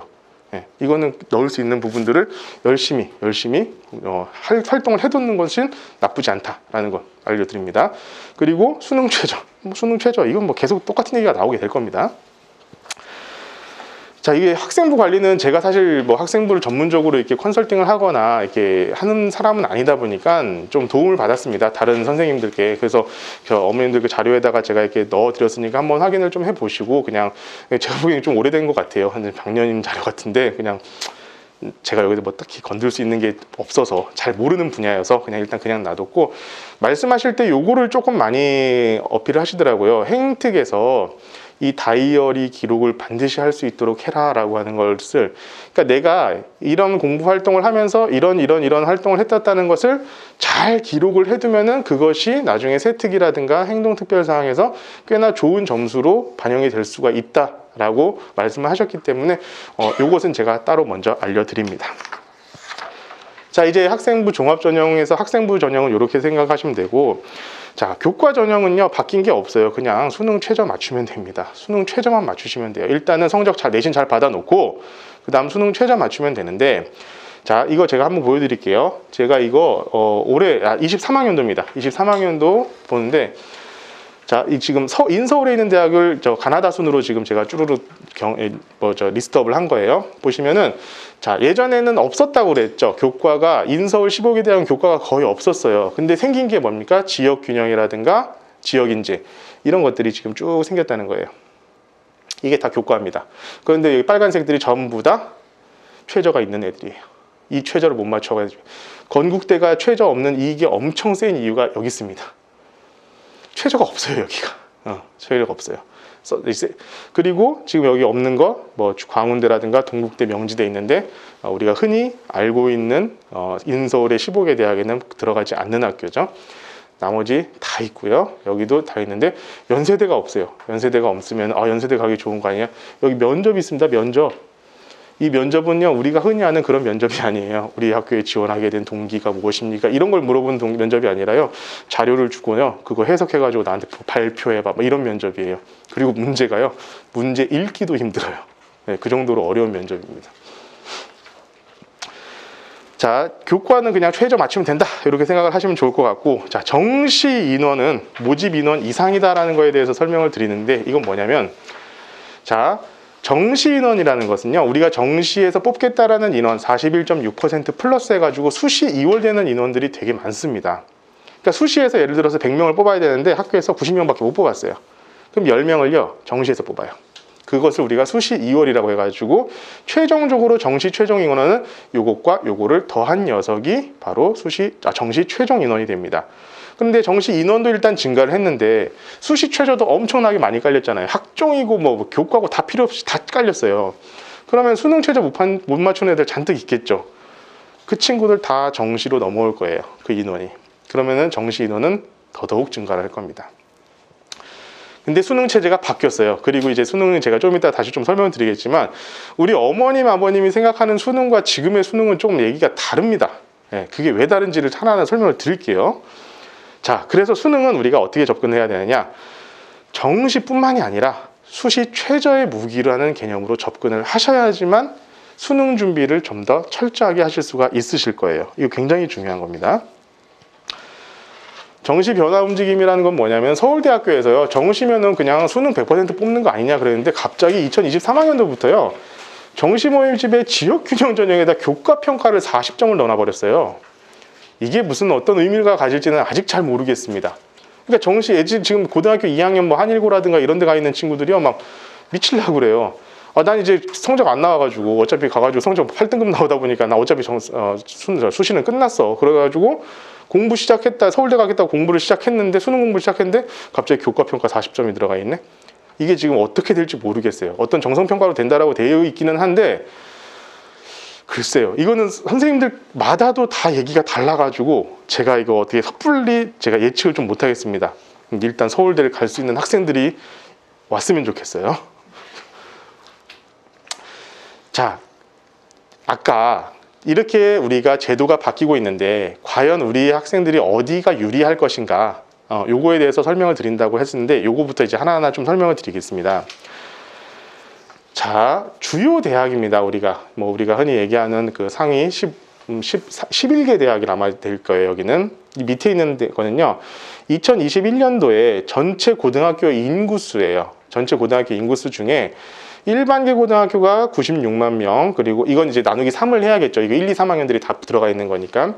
그리고 특목고등학교가 자율고, 자사고, 자공고를 의미하는 겁니다. 요것을 하는 애들이 이만큼이 돼가지고 실제로 전체 인원 대비하면은 일반계 고등학교가 74%, 특목자율고가 10.7%가 되는데, 실제 특성화 고등학교 학생들이 대학을 거의 안 간다라고 가정을 했을 때 대학을 가는 인원으로만 비교해 보자면은, 자, 일반계 고등학교가 87%고요. 특목고, 자사고가 13% 정도가 됩니다. 그런데요, 옆에 표시된 그 수치는요, 각 학교에 있는 일반계 고등학교의 합격 비율이에요. 자, 87%가 일반계 고등학교인데요. 실제로 여기 보시면은 60% 넘는 학교도 몇 군데 안 돼요. 경희대, 외대, 서울시립대, 그리고 이화여대 정도가 60%를 조금 넘고요. 나머지는 다 50%, 서울대는 49%밖에 안 됩니다. 연세대 46%네요. 이렇게 지금 현재 상위 학교는요, 학종 정시가 제일 많다고 그랬죠. 학종하고 정시가 제일 많아요. 그 학종 정시에서 특목 자사고 학생들이 압도적으로 유리한 상황인 것은 맞습니다. 게다가요, 서울대의 자료입니다. 서울대는 이걸 매년 발표를 하고 있어요. 작년도에 일반계 고등학교가, 수시에서 일반계 고등학교가 합격한 비율은요, 30.3%밖에 안 돼요. 자, 정시에서요, 그나마 일반계 고등학교가 53.2%가 합격을 했습니다. 근데 이것도 허수죠. 왜냐? 자, 재수생이 그 여기에 있는 53.2% 중에요, 재수생이 60% 가까이 됩니다. 재학생이 얼마 안 돼요. 그러니까 정시나 학종 이쪽은요, 특목자사고 애들이 훨씬 유리할 수밖에 없어요. 계속 그렇게 될 겁니다. 자, 저게 서울대라서 그런 줄 아시죠? 근데 이게 한양대 자료거든요. 이것을요, 사실 발표하는 대학교가 몇 군데 없어요. 그러다 보니까 이제 자료를 모으기가, 강원대학교 이런 데를 이제 모아야 되는데, 그것을 궁금해하시지 않을 것 같아서 한양대 자료 갖고 왔는데요. 자, 정시 합격자 중에 재학생과 졸업생 비율이 3대 7입니다. 재학생, 그러니까 지금 현역으로 들어간 친구들, 재수생들이 70%가 합격했다는 거예요. 전체 정시 합격자 중에 70%가 재수생입니다. 30%고요. 이 30%를 나눴을 때 일반계 고등학교는 6.3%예요. 100명을 내가 뽑는다고 했을 때, 한양대에서 100명을 뽑는데 정시로 일반계 고등학교 들어가는 인원은 2명이라는 거예요. 이 정도로 지금 어려운 상황이에요. 지금 일반계 고등학교가 정시로 뚫는다는 게. 이게 2016년도부터 2020년도까지 재학생과 졸업생의 전국에 있는 대학교 정시 합격자 비율을 나타낸 겁니다. 이 비율이요, 점점 늘어가고 있어요. 그래서 아마 2028학년도 지금 현 초등학교 6학년 학생들이 대학 들어가는 그때는 수능 체계가 엄청나게 바뀔 거라는 게 아마 대중적인 의견입니다. 힘들다 이 소리예요. 지금 가기 힘들어요. 자, 서울대 20명에서 합격, 거기에 다 특목 자사고고요. 나머지도 서울대에서 수도권에서 78%를 갔다니까 말 다 한 거예요. 그렇기 때문에 지금 지방에서 우리가 준비를 할 거는 좀 현실적인 준비를 해야 된다라는 걸 먼저 말씀을 드리고 가겠습니다. 자, 이제 이번 입시 제도까지는요, 어쨌든 대학에서는 여러 가지 고민이 많을 거예요. 그래서 결론적으로는 이런 공정성 확충하기 위해서는 정시 교과 인원을 증가시킬 수밖에 없어요. 지금 현재로서는. 그러면서 학종을 절대 버릴 수가 없습니다. 왜냐하면요, 자퇴 인원이 많대요. 지금 저는 생각지도 못했는데 입학사정관하고 얘기를 해보면요, 자퇴 인원 때문에 좀 골치가 아프다고 그러더라고요. 대학 입장에서는요, 학생들이 안 들어오면 돈이 못 벌어요. 얘네들이 돈이에요. 그러니까 지금 일반 여기 지방대학교에서 외국인 학생들을 엄청나게 받아들이고 있잖아요. 국가지원사업 때문에 그렇거든요. 얘네들은 자퇴를 하면은 한 명, 등록금이 얼마입니까? 한 명당 등록금이. 그게 날아가는 거거든요. 그 친구들한테는. 자퇴하지 않는 우수 인원을 늘어야 되는데, 이 자퇴하지 않는 우수 인원들이 대부분 학종에 몰려있대요. 학종 애들이 제일 잘 아는데요. 정시 애들은요, 아이씨, 시험 한번 다시 보지 뭐, 내가 준비한 게 있는데, 이러면서 바로 그냥 자퇴해버린 친구들이 되게 많다고 그러더라고요. 그러다 보니까 계속 엄청나게 골치가 아픈 상황입니다. 대학 입장에서도. 이 학생부 종합전형을 줄일 수도 없고, 그렇다고 해가지고 지금 위에서는 정시나 교과 늘리라고 하는데 그걸 또 안 늘릴 수도 없고, 여러 가지로 복잡한 상황인 것은 맞아요. 학생들도 이제 골치가 아프죠. 이렇게 바뀌고 있는 거 다 머릿속에 담고 있는 애들이 몇이나 있어요. 그러니까 되게 단편적인 얘기만 하는 거예요. 와가지고 이거 이러니까 이러는 거 아니에요? 아니라고. 아니라고. 그렇게 얘기해 줄 수밖에 없고요. 제가. 어쨌든 올해는 분명히 이게 화두가 될 겁니다. 지금 아마 고등학교 3학년 올라가는 친구들은요, 대부분 이제 수능 특강으로 수업을 진행하게 될 거예요. 고등학교 3학년 수업을. 분명히 그렇게 될 겁니다. 그리고 이제 이런 것들이 엄청나게 많아질 거예요. 아까 왔었던 우리 오민규 학생, 중앙대를 간 그 친구도 같은 경우도 자기가 딱 가서 보니까 이런 것들을 안 한 친구가 아무도 없더라는 거예요. 자기만 안 했대요. 그나마 그 친구는 제가 멱살 잡고도 빨리 와 해가지고는 서울 끌고 가가지고는 자기소개서 그날 쓰고 오게끔 했어요. 그렇게 해가지고 제가 보낸 거 지가 잘해서 갔겠죠. 그렇게 해서 보냈어요, 사실은. 그러니까 점점 이런 것 때문에 돈이 많이 들어가실 거예요. 예, 그냥 말씀드릴게요. 돈이 많이 들어가실 거예요. 천안 지역에서 하지 마세요. 제가 지금 몇 군데 지금 전화 통화를 하면서 좀 심각하다는 생각을 더 많이 들었어요. 예. 천안 지역에서 하지 마세요. 그냥 그렇게 말씀드릴게요. 그래서 2023학년도, 25학년도 앞으로의 어떤 대학 입학을 조금 간단하게 정리를 해보자면 이렇습니다. 학생 수 감소를 기본으로 한 전략이 필요합니다. 네, 두 번째는 학종이 계속 바뀌잖아요. 엄청나게 바뀌고 있으니까 그 바뀌는 가운데에서 내가 뭘 해야 될까라는 것을 여러분들 좀 기억을 많이 해주셔야 될 거예요. 자, 수능 준비는 이제 기본 중에 기본입니다. 절대로 놓치시면 안 됩니다. 자, 입결은 다소 낮아질 수 있겠지만 이 혜택은 특목자사 학생이 많이 가져가게 될 거예요. 예. 그리고 지방 1분계 고등학교는 그래서 결국 뭐냐? 교과 플러스 최저 이것을 받는 것이 굉장히 중요할 겁니다. 이게 제일 좋은 방법이 될 건데요. 근데 이 교과 최저도 어려워요. 왜냐하면은 아까도 말씀드린 학교에서 추천권을 받으려고 한다면, 교장 추천장을 받으려고 한다면은 학교에서 1등을 해야 돼요. 학교에서 1등을 해야 돼요. 그러니까 학교에서 1등할 준비를 지금부터 해야 된다는 거죠. 중학교 때부터. 그때부터 하지 않으면 힘들어지는 거예요. 정시 외엔 답이 없는 친구들이 간혹 있습니다. 예, 이런 친구들은 뭐냐? 수능에 올인, 그러니까 예를 이런 거죠. 1학년 때 8등급을 받았어요. 이 끝난 거예요. 예, 못 가요. 그리고 이제 2학년이 돼가지고서 막 도무지 안 되겠다. 예를 들면 특목자사고에서 더 이상 내가 이제 안 되겠다라고 했을 때 정시로 무조건 돌려야 된다고 하면은, 자, 재수 종합학원에 계신 선생님들 말을 들어봤을 때 전 과목 1등급을 받는 기준이 2년 정도를 열심히 하면은 가능하답니다. 그러니까 2학년 돼가지고 준비를 시작했다라고 한다면은 장기적으로 재수까지도 바라보는 거 미리 말씀드리고 싶어요. 이거는 그렇게 해야지 아마 좀 좋은 대학을 갈 수가 있을 거예요. 근데 이거 뭐 재수하겠다고 맘먹은 다음에 나에게 1년의 여유가 생겼다 이런 생각을 갖는 친구들이 간혹 있습니다. 이거 애진혁에 그냥 때려치우라고 하세요. 그런 애들은. 예. 진짜 많아요. 그런 애들이. 고등학교 2학년 말, 제가 이거 참 웃긴 얘기인데, 제가 고등학교 2학년 말쯤 기말고사쯤 되면요, 정시 준비하겠다라고 딱 선언하는 게, 어머님들 제 말 잘 들어보세요. 고등학교 2학년 중간고사 끝나고 기말고사 그 사이쯤에 제일 많이 합니다. 왜 그럴까요? 어차피 기말고사 잘 봐봐야 공부하기도 싫고, 첫 번째는 공부하기도 싫고, 기말고사 잘 봐야 나에게는 수시로는 가망이 없어.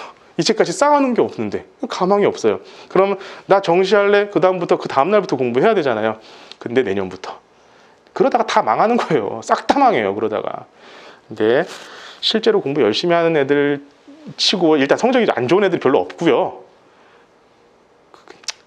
성적 안 나오는데 어느 날 갑자기 나 정시를 하겠다라고 마음 먹으면요, 멱살 잡고 일단은 말려주세요. 네. 네가 지금부터 공부해가지고 갈 수 있는, 정시로 갈 수 있는 학교가 너의 그 허접한 내신 성적으로 갈 수 있는 수시보다도 낮을 수가 있을 거니까. 진심입니다, 이거는. 예. 자, 요게 답이에요. 지금 현재로서는. 자, 지방 일반계 고등학교에서는요, 교과에다가 최저를 맞추면 최고 좋습니다. 지금 저희 학원에서 지금 최저 맞추려고 지금 열심히 공부하는 학교가 지금 저희 학원에 고등학교 3학년이 5명이 있어요. 그중 현재 이제 3명이 지금 최저 맞추려고 준비를 열심히 하고 있는데요. 최저 기준이 그렇게 높지 않아요. 생각보다. 경희대가요, 2합 5예요. 그러니까 2등급, 3등급 받으면 돼요. 아무 과목이나 그냥. 그러면 걔는 경희대 무조건 거기 갈 수 있는 애들거든요. 네. 근데 그 친구가 공부를 뭐 엄청 잘했던 학생이냐? 그렇지 않아요. 고등학교 입학할 때 중학교 내신 점수가 158점이던 학생이에요. 158점이면은 진짜 공부 못했던 학생이잖아요. 인문계 가는 애들 치고는. 그런데 지금 그 정도 올려가지고 할 수 있어요. 그게 다 할 수 있는 거예요. 누구나 다 할 수 있는 거예요. 그 정도는. 그러니까 열심히 하면 되는. 근데 요즘 학생들이 우리가 얘기하는 열심히랑 그 지들이 얘기하는 열심히는 조금 갭이 많이 있는 것 같아요. 그리고 우리의 아까 이제 인원 이만큼 많잖아요. 그때 저희 중학교 선생님이 그러셨거든요. 니들은 무덤짜리도 경쟁을 해야 될 애들이라고. 근데 지금 생각해보면 그게 정말 맞았던 것 같아요. 그런 경쟁을 하다 보니까 그냥 어쨌든 막 해야 되는, 열심히 해야 된다는 그게 있는데, 나의 모든 것을 걸어야 된다는 게 있는데, 지금 학생들을 보면은 항상 보면 좀 내가 할 거 다 하고 나머지 시간에 열심히 이런 식으로 생각을 하고 있는 것 같아요. 예. 요거 제가 1년째 면접을 보고 있거든요. 지금 학원에서 강사 면접을 보고 있어요. 꽤 월급을 높이 치고 있습니다. 그래서 지금 다 포기했어요. 와가지고요, 열심히 할 마음이 없는 애들이에요. 그래서 저는 항상 요즘 나보다 잘난 놈이 치고 올라올까봐 이렇게 나는 노력을 하고 있는데, 이렇게 노력 안 해도 나는 계속 이 자리를 유지할 수 있을 것 같다라는 생각이 들어요. 진짜로. 쟤네들 저렇게 하고 있는데 뭐 아무것도 안 하고 있는데 나는 계속 이렇게 해서 내가 조금만 해도 난 쟤네보다 훨씬 더 앞설 수 있겠다라는 생각이 들어요. 애들이 요즘 다 그렇습니다. 예. 그러니까 좀 족치셔야 돼요, 지금. 예. 그렇다는 거. 이게 왜 그런지 한번 보여드릴게요. 이게 아까 보여드렸던 서울대학교 입시 결과인데요. 지금 보십시오. 수시 모집에서요. 수시 모집에서 재학생이요 90%예요. 그 90% 중에 자, 지역 균형과 기회 균형이 87.6%, 70.6%가 다 일반계 고등학교인 걸 딱 보시면은 딱 답이 나옵니다. 일반계 고등학교에서 노리시기 좋은 것들은 요것들이에요. 요것들을 최대한 노려주고, 자, 자사고인데도 내가 등급이 좀 괜찮아. 그러면 베스트입니다. 베스트예요. 거기다 베스트. 그런데 좀 뭐가 좀 안 좋아. 그러면은 정시를 딱 빨리 결정을 하고 얼른 수능 준비로 체제를 바꾸셔야 돼요. 고등학교 1학년은 조금 다르니까 그건 좀 이따가 얘기를 해드릴게요. 자, 그래서 요거 제가 지금 여러 번 이것을 보여드리고 있는데 재미로 보지 말아주세요. 진짜 이 안에 들어가야지 그 사람답게 삽니다. 사람답게. 제가 애들한테 얘기하는 게 좀 그런 게 있어요. 네가 6년 동안 좀 기계처럼 살면은 평생을 사람처럼 살 수 있는데, 네가 6년을 사람처럼 살면은 평생을 기계처럼 일해야 될지도 모른다 라는 얘기를 진짜 많이 합니다. 그리고 그게요 아마 현실이 될 거예요. 자, 이제 오늘 이제 대학 준비인데 이것은 이제 거의 그냥 뭐 교과서 뭐 도덕책 얘기가 될 것 같으니까 간단하게 말씀을 드리겠습니다. 자, 일단 목표 설정이 굉장히 중요합니다. 그래야지 뭔가 전략이 나와요. 내가 가고자 하는 학과라든가 이런 것들이 어느 정도 틀이 정해져야만 좀 이게 전략이 나오기가 좋은데, 그 다음 내신, 그 다음 학생부, 수능 준비까지.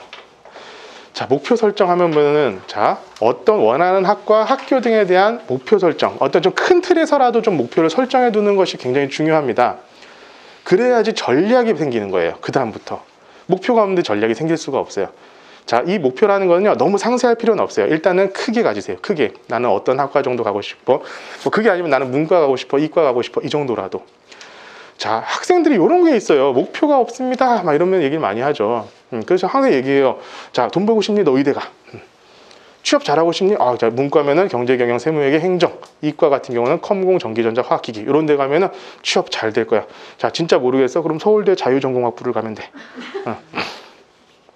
가서 골라. 가서 이거저거 다 해본 다음 골라. 그러면 돼. 애들이 다들 목표가 없는 게 아니라요. 공부 가기 싫은 거예요. 아니, 야, 수능 만점 받아가면은 서울대 못 가겠니? 갈 수 있다고요. 맞으라고. 그걸 맞게끔 준비를 할 생각을 해야지 왜 처음부터 나는 못해부터 시작을 하냐고. 요즘 애들이 열심히 안 한다는 겁니다. 열심히 정말 안 해요. 이건 2018년도인데요 제가 그 이후 자료를 찾지를 못해서 했는데 아마 이것도 많이 떨어졌을 거예요. 지금 코로나 때문에 엄청 떨어진 걸로 알고 있어요. 여전히 의학 계열이 취업률이 제일 높습니다. 뭐 의대 나왔는데 뭐 취업 못한 애들이 없는 거랑 똑같아요. 뭐 간호대 나왔는데 취업 못한 애들이 없는 거랑 똑같은 거죠. 나머지들은 다 그런데 인문사회계열 여전히 많이 힘들어요. 쟤네들이요 100% 다 공무원으로 모이고 있어요. 지금 전체가 다 공무원으로 가고 있어요. 지금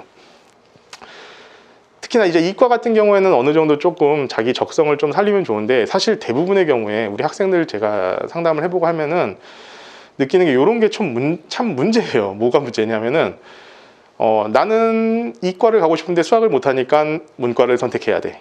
이런 친구들이 생각보다 굉장히 많습니다. 이과가 좋다고 하고 취업도 잘 된다고 하니까 나는 이과가 괜찮을 것 같고, 솔직히 나는 과학 같은 것도 좋아 이러는데 나는 수학이 안 돼. 어쩔 수 없이 문과를 선택해야 되는 경우가 있어요. 그것 때문에 수학은 굉장히 일찍부터 시작을 하셔야 됩니다. 내신 집중해. 자, 이게 내신이 편해지면요, 내신이 좋으면 입시 설계하기가 너무 편해요. 내신이 어중 뛰니까 나중에 무슨 돈 들여가면서 컨설팅 받아야 돼요. 내신 좋으면요, 보십시오. 자, 1학년 1학기 때 3등급 하나 받고 1111 하면요 전체 토탈이 1.4가 떠요. 1.4면은요 자, 좀 좋은 학교에 좋은 학과는 못 갑니다. 그러니까 1학년 1학기 때부터 무조건 1등급 받아야 돼요. 고등학교 들어가자마자부터 지금 미친 듯이 내신 공부를 시켜야 되는 게 이것 때문입니다. 이거를 한번 딱 정해놓고 나면요 이게 안 바뀌어요. 왜냐하면 고등학교 가면요 애들이요, 물론 천재 같은 애들이 가끔씩 있습니다. 가끔씩 있어요. 근데 거의 없어요. 다들 여러분들의 자녀분들도 아니에요. 그냥 그렇게 생각하지 마세요. 저도 아니고 누구도 아니에요. 그러면은 걔네들은 공부하는 성적이 나오는 건요 100% 뭐에서 결정되느냐? 공부하는 시간에서 결정이 됩니다. 근데 고등학교 가가지고는요 공부하는 시간의 차이가 안 나요. 모든 학생들이 다 비슷비슷한 시간을 공부를 한다는 거예요. 그러니까 여기서 성적을 못 올리는 거예요. 다 비슷한 공부를 하니까. 그럼 그걸 어떻게 해야 돼? 이전에 미리 다 해둬야 돼요. 중학교 때 팽팽 돌 거 아니라 그때 미리 해둬야 된다고요. 그렇지 않으면 가가지고 못 올린다고요. 제가 다른 거 다 때려치고라도 고등학교 1학년 올라가기 직전에 수능, 수학, 상 그것을 미친 듯이 애들 풀리는 이유가요. 중간고사 딱 한 번 그거 본 걸로 있잖아요. 대학 등급이 달라져버려요. 중간고사 성적 하나로. 실제로 그렇습니다. 실제로. 이거 올리기 진짜 힘들어요. 예. 한 번 정해진 등급 정말 올리기 힘듭니다. 그러니까 처음에는 무조건 내신 집중하셔야 돼요. 자, 학생부 관리 계속 하셔야죠. 자, 이것은 일단은 제발 애들한테 얘기하는데 요거 하지 말라고, 쓸데없는 시간 쓰지 말라고 제가 계속 얘기하는 게, 저 학생부 때문에 학생회 활동해야 됩니다, 동아리 활동해야 됩니다, 동아리 기장 때문에요, 무슨 회의가 있어서 늦었어요. 네 수학 성적이 한 문제를 더 올리는 게 대학 입장에서는 훨씬 더 도움이 되는 건데 왜 헛짓거리하고 앉아있냐. 그나마 지금 이제 고등학교 가는 친구들은 학생부에 들어가는 것도 별로 없으니까 이제는 그냥 공부 열심히 하라, 이게 가장 중요할 겁니다.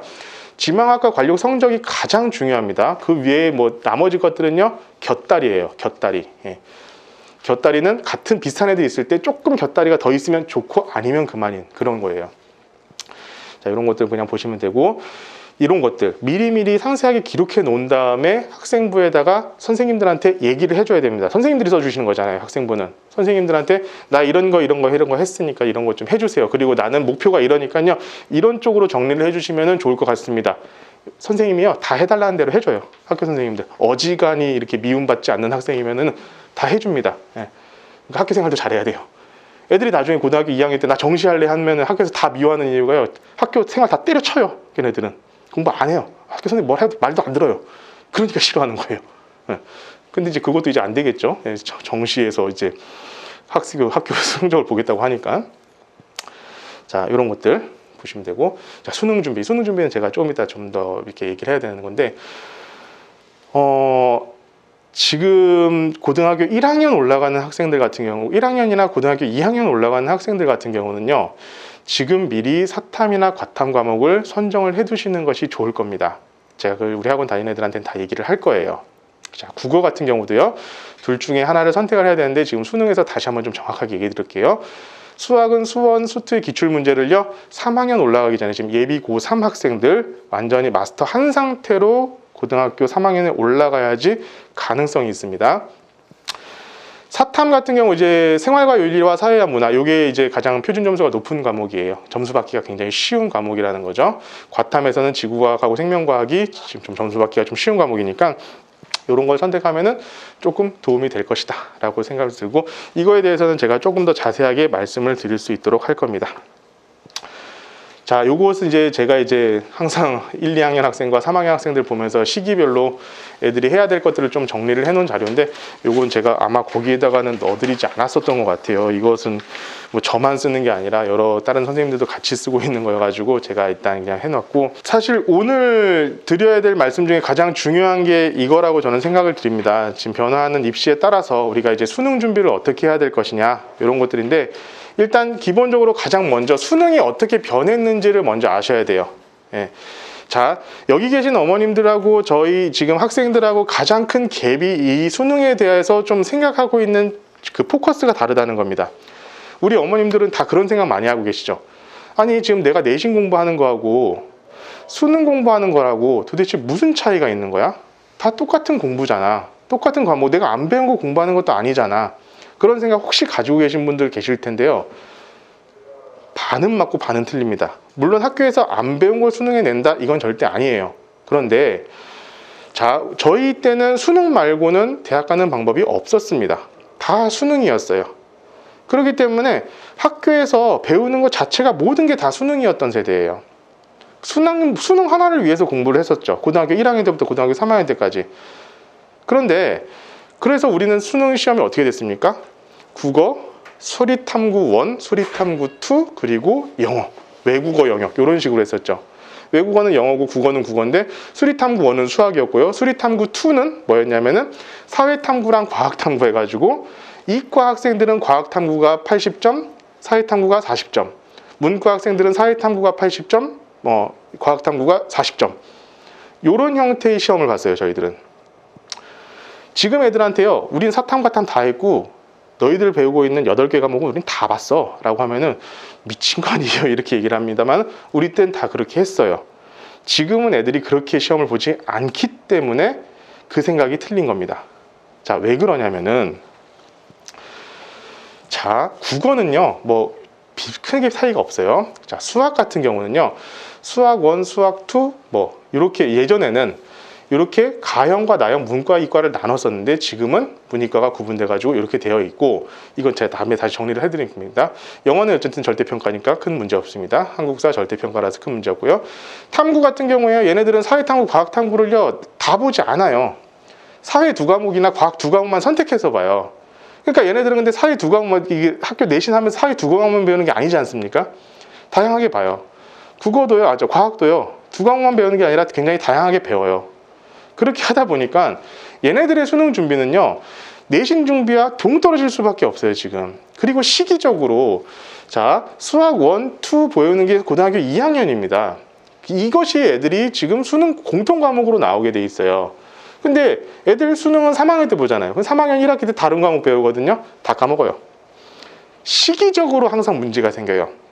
그래서 수능을 처음부터 준비를 제대로 하고자 한다면요, 누군가가 관리를 해줘야 돼요. 학교에서는 그걸 안 해주니까. 그 관리가 뭐냐, 지금부터 하나하나 좀 얘기를 해드릴 텐데, 미리 이 시기쯤에 뭘 해야 되고, 그리고 딱 그걸 했으면 그걸로 끝나는 게 아니라요, 수능 볼 때까지 반복을 해줘야 되잖아요. 그 반복하는 것들을 누군가가 관리를 해줄 필요가 있어요. 아마 그게 굉장히 힘든 일일 겁니다. 자, 이런 거 보시면 되고, 여기서 사실 가장 큰 변화는요, 문과하고 이과의 수학 구분이 사라진 게 가장 큰 변화라고 생각하시면 될 겁니다. 네. 자, 이거는 이제 주요 대학의 수능 과목 지정을 했어요. 그러니까 예를 들어서 내가 이 학교에 이과를 가고 싶어라고 하면은 내가 선택을 이걸 해야 돼라는 건데, 실제로 그냥 문과 계열은 큰 제약이 없습니다. 그냥 문과는 아무거나 다 해도 상관없어요. 근데 이과는요, 조금 수학과 과학 선택에 제약이 있습니다. 네, 그것은 좀 기억을 하고 계셔야 될 것 같아요. 그럼 이제 무슨 문제가 생기느냐? 문과 계열은 아무거나 봐도 상관없잖아요. 이과 계열은 이걸 선택을 해야만 해요. 대부분 애들이 공부 잘하는 애들이 이과에 몰려 있겠죠. 그러면은 문과 계열의 상위 학교를 이과 애들이 가게 될 거예요. 얘네들은 지금 문이과가 없어요. 지금 현재로서 법적으로는 없는 겁니다. 그런데 일반적으로 우리가 나눠가지고 생각을 하잖아요. 그러니까 대부분 이공계열에서 성적 좋은 애들이 문과의 좋은 학과를 갈 거예요. 이따가 성적표 보시면은 딱 아실 수 있으실 겁니다. 자, 수능 성적표를 좀 보시면은 이걸 좀 이해를 하시는 데 도움이 될 것 같아요. 자, 이게 수능 성적표가 이런 식으로 나옵니다. 예, 모의고사 보면 이렇게 나와요. 보면은 점수가 없습니다. 점수가 없고요. 표준 점수랑 백분위 점수가 있고 등급만 있어요. 그리고 영어랑 한국사 같은 경우에는 절대평가 과목이기 때문에 등급만 들어갑니다. 자, 제2외국어도 절대평가라서 지금은 등급만 나오게 될 거예요. 그럼 중요한 건 뭐냐? 표준 점수랑 백분위 점수, 이게 중요한 겁니다. 자, 표준 점수는 복잡한 과정을 통해서 나오게 되고요. 백분위 점수는요, 그냥 내가 전체를 100명으로 뒀을 때 어느 정도 위치에 있느냐, 요걸 할 것이고, 결국 표준 점수를 백분위를 거쳐서 등급이 산출됩니다. 등급은요, 그냥 우리가 흔히 내신 등급하고 똑같아요. 4%, 11%, 23%. 이렇게 해가지고 등급이 산출되고, 이 등급이 수능 최저 등급이 됩니다. 그러니까 결국 수능 최저 등급은 어디서 나오느냐? 원점수. 우리가 그러니까 수학 100점 만점이에요. 수학 100점 만점인데 그 100점이 100점으로 나오는 게 아니라 표준 점수로 변환돼 가지고 나오거든요. 그 표준 점수를 가지고 이제 점수가 확정이 되는 거예요. 자, 영어랑 한국사 같은 경우는 절대평가입니다. 그래가지고 점수가 일정 점수만 되면 그냥 바로 등급을 줘요. 이게 퍼센테이지가 있잖아요. 얘네들 영어를 잘 봤는데 100명이 다 그냥 100점을 맞아서 그럼 다 1등급을 줘버려요. 그런 건 상관없고, 한국사 역시도 절대평가 등급으로 그냥 바로 줍니다. 그런데 지금 영어가 조금 골치가 아파졌어요. 사실 원래 영어가요, 수능 특강하고 수능 완성이랑 교재에서 거의 다 나오거든요. 이게 70% 직접 연계였어요. 그러니까 우리 EBS 연계 교재라고 해가지고 보기는 보는데, 수학 같은 경우는 이게 무슨 연계예요? 수학은 개념이 그냥 사용되는 거기 때문에 연계라고 보기가 좀 힘든데, 국어랑 영어 같은 경우에는 지문 자체가 그냥 수능 특강, 수능 완성에 나와있던 지문을 그대로 갖다 썼다는 거예요. 우리가 수능 특강, 수능 완성, EBS에 나오는 교재에 있는 지문을 그대로 수능에 출제를 했었다는 거예요. 그게 무려 70%나. 그러니까 애들이 수능 완성, 수능 특강만 달달달달 외워가지고 수능장 가면 1등급 받을 수 있었어요. 실제로 그래서 작년도 수능에요, 1등급이 무려 12.66%입니다. 그런데 올해부터 바뀌었어요.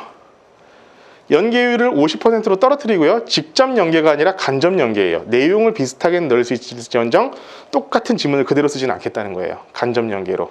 그래서 올해 9월에 무려 4.87% 1등급이 진짜 1등급이 돼버렸어요. 지금은. 수능에서도 어떻게 될지 모르겠습니다. 아직은 나온 게 아니니까요. 이제 영어도 굉장히 어려워질 거예요. 그래서 영어 같은 경우에는 고등학교 올라가기 전에 고등학교 한 2학년 정도까지를 다 맞춰둬야지 조금 편리할 겁니다.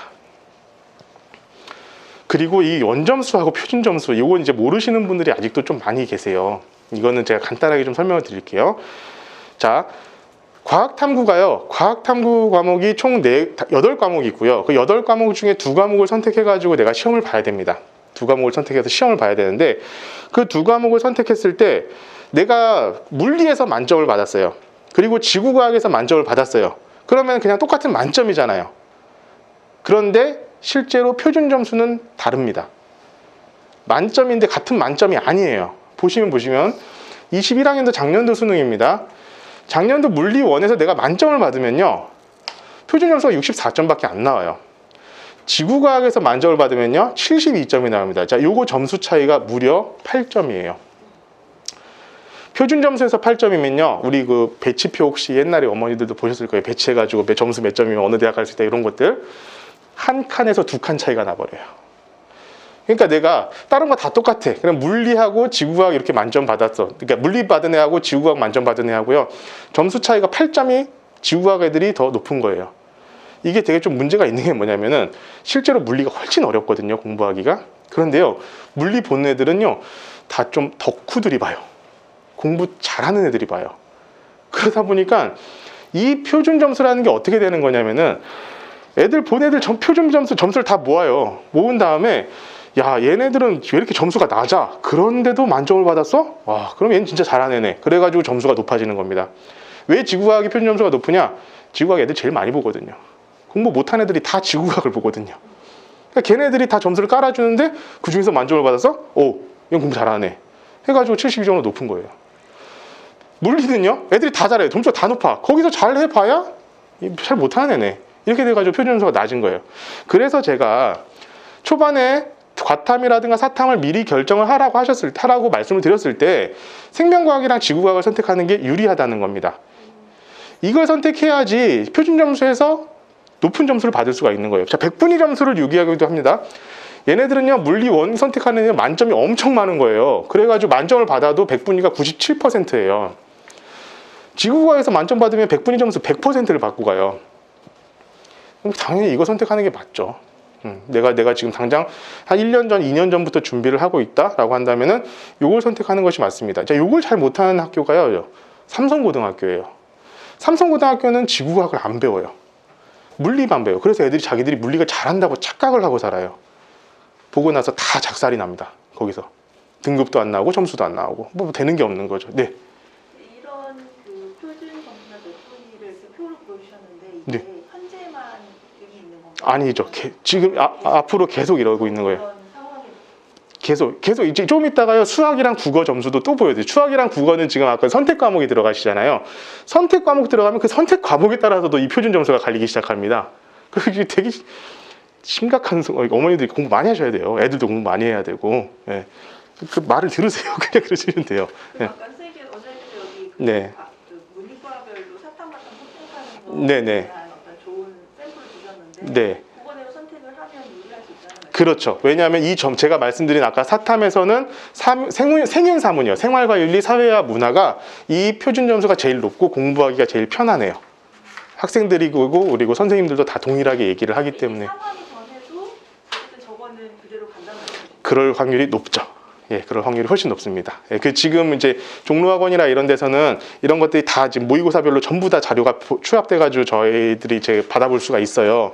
보면은요, 점점 더 그 격차가 심각해지고 있어요. 그렇기 때문에 지금 만약에 수능 준비를 한다, 이렇게 준비해 주시는 게 좋다라는 거 말씀을 드릴게요. 네. 그래서 이거는 사실 어머님들께서도 모르시는 분들이 되게 많으세요, 사실은.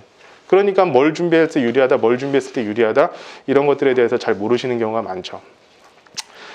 자, 수능을 고려한 이제 학년별로 준비하는 거는 이거는 지금 아직 이제 이미 막 고등학교 2학년쯤 간 학생들한테 내가 이런 걸 왜 가르쳐 주느냐 이렇게 생각하실 수도 있지만, 일단 혹시 동생이 있거나 아니면 주위에 누군가가 있거나 라고 한다면은 이렇게 준비하는 게 굉장히 좋다라는 것을 그냥 그렇게 알고 계시면 좋을 것 같아요.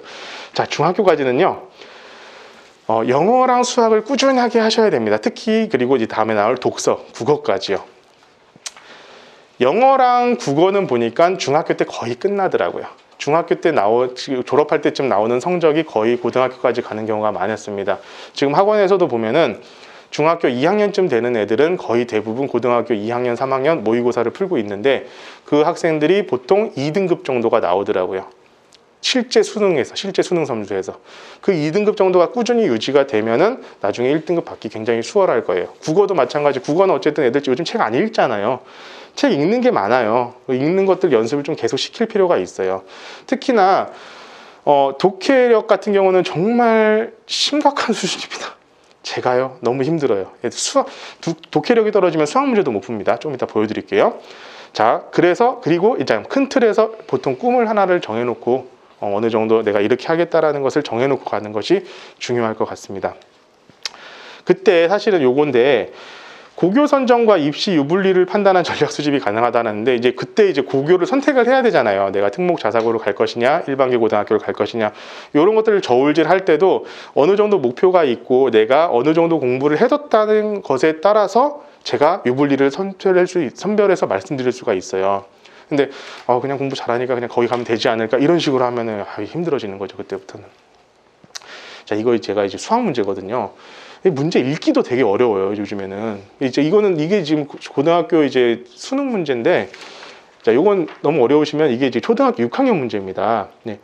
요즘 애들한테 이것을 딱 문제를 보면 애들이 그냥 이렇게 멍 때리고 이렇게 보고 있어요.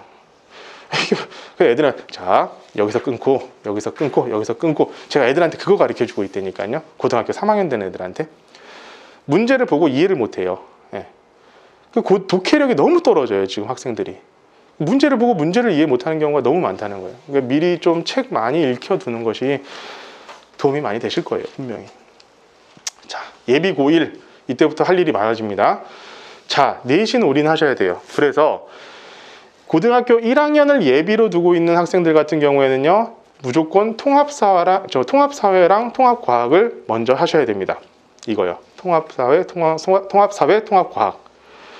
통합사회나 통합과학 여러분들 보시면 아시면 학교에서요, 차근차근히 가르쳐주지 않습니다.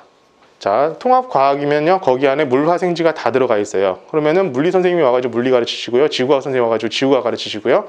그러니까 여기서부터 1등부터 여기 뭐 단원 1부터 4단원까지 있으면요, 4단원부터 들어가고 막 그렇게 해요, 학교에서. 그러니까 쭉 이렇게 공부했었던 애들은 요거 모른 채로 들어가는 거예요. 그러니까 미리 방학 기간 때 통합사회와 통합과학은 다 끝내놓고 100%를 끝내놓고 들어가야 됩니다. 그래야지 내신 준비가 수월할 거예요. 수학 상하 같은 경우는요, 80%. 상이 1학기 때 배우고 하가 2학기 때 배운다고는 하지만 2학기는 준비할 시간이 없습니다. 여름방학 길어봐야 3주예요. 준비할 시간이 없으니까 최대 80%, 그러니까 교과서에 있는 문제 정도를 완벽하게 풀 수 있을 정도가 된 상태로 들어가야지 가서 고난이도 문제 풀 수 있습니다. 지금 학생들 중에요, 일반계 고등학교 학생들 중에 80%는요, 교과서 자체도 못 풀어보고 시험장 들어가는 애들이 잔뜩이에요. 실제로 그러고 있어요. 아닐 거라고 생각하지 마시고요. 교과서도 못 풀어봐요. 교과서도 못 풀어본 다음에 시험장을 들어가고 있다고요. 그럼 시험 보는 그 자세가 아니죠, 기본적인 자세가. 자, 수학 상하, 통합사회, 통합과학을 100% 끝내놓고 그렇게 가셔야 됩니다. 이게 수학 같은 경우는 특히나 시간이 많이 걸리는 학문이다 보니까 가서 할 시간이 없어요. 할 게 너무 많아요. 맨날 잠 못 자고 해도 뭐 수행평가 많다고 난리치잖아요. 그거 이미 겪어보셨잖아요. 수행평가 때문에 미치겠다고. 그리고 지금 수행평가 제일 많이 나올 시기입니다. 중간고사 끝나고 기말고사 끝나기 시작하기 지금 이 시점, 수행평가 때문에 애들 다 미치려고 할 거예요. 그런데 그 와중에도 수학 공부 기말고사 준비하셔야 돼요. 나중에 가가지고 하려면 시간 없으십니다. 예, 반드시 할 수 있도록 해주세요. 그리고 이때 가능하면요, 수능 국어에 언어와 매체라는 선택 과목이 있어요. 이것을 미리 선택해서 공부를 해두시면 약간 수능에 도움이 되실 겁니다.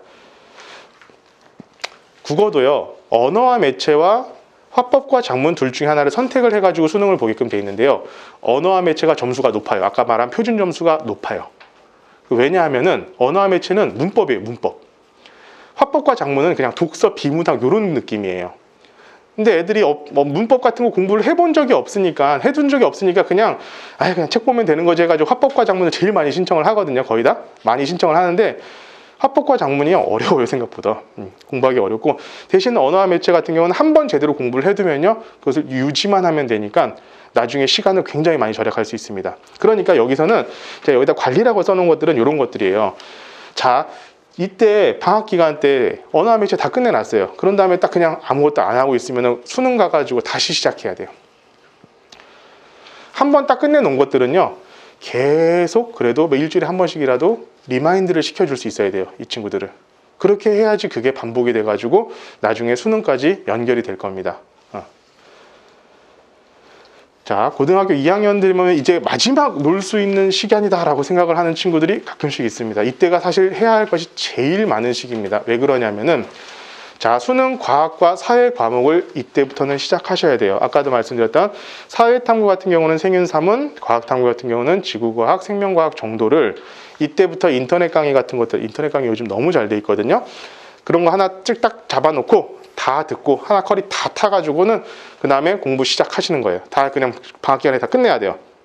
끝내놓고 그 다음부터 요거 관리, 요거가 아까처럼 언어와 매체처럼 그 과목을 듣지 않는다고 하더라도 내가 수능에서 보겠다고 마음을 먹을 딱 그 과목을 계속 반복해가지고 모의고사, 기출모의고사 같은 것들을 풀어줘야 됩니다. 일주일에 한 번씩이라도. 그래야지 잊어버리질 않아요. 나중에 수능 가가지고 나 다 했는데 수능 가가지고 다시 처음부터 하려고 하면 그 엄청 미치는 일이거든요. 그렇게 하지 않으려면은 미리 해놓고 관리를 해야 됩니다.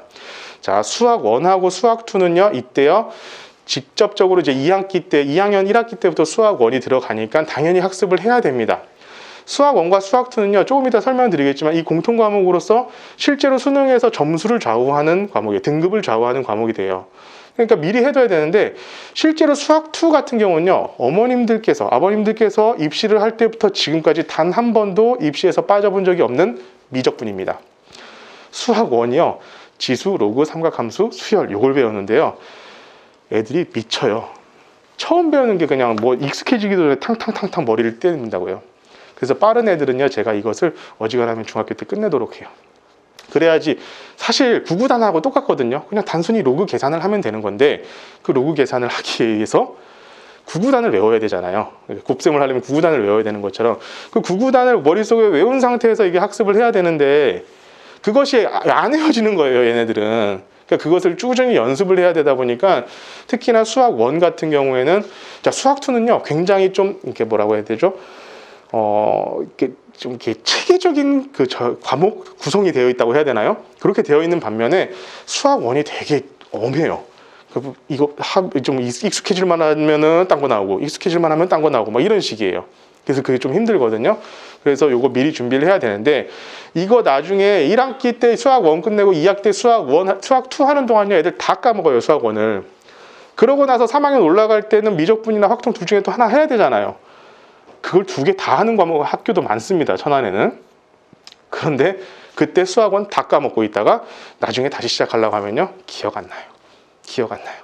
그러니까 이것도 마찬가지로 제가 지금 고등학교 2학년 학생들한테는요, 전부 다 수학 1 기출 문제 3점짜리 문제를 계속 주고 있습니다. 잊어버리면 나중에 큰일 나니까. 내가 힘들어지니까. 제가 힘들어지니까. 네, 계속 주고 있어요. 이것도 굉장히 필요해요. 그래서 애들은요, 시킨 거 이상은 안 해요. 그러니까 시키기라도 해야 돼요. 그러니까 그렇게 계속 할 수 있도록 제가 저 같은 경우는 이렇게 관리를 하고 있다는 거예요.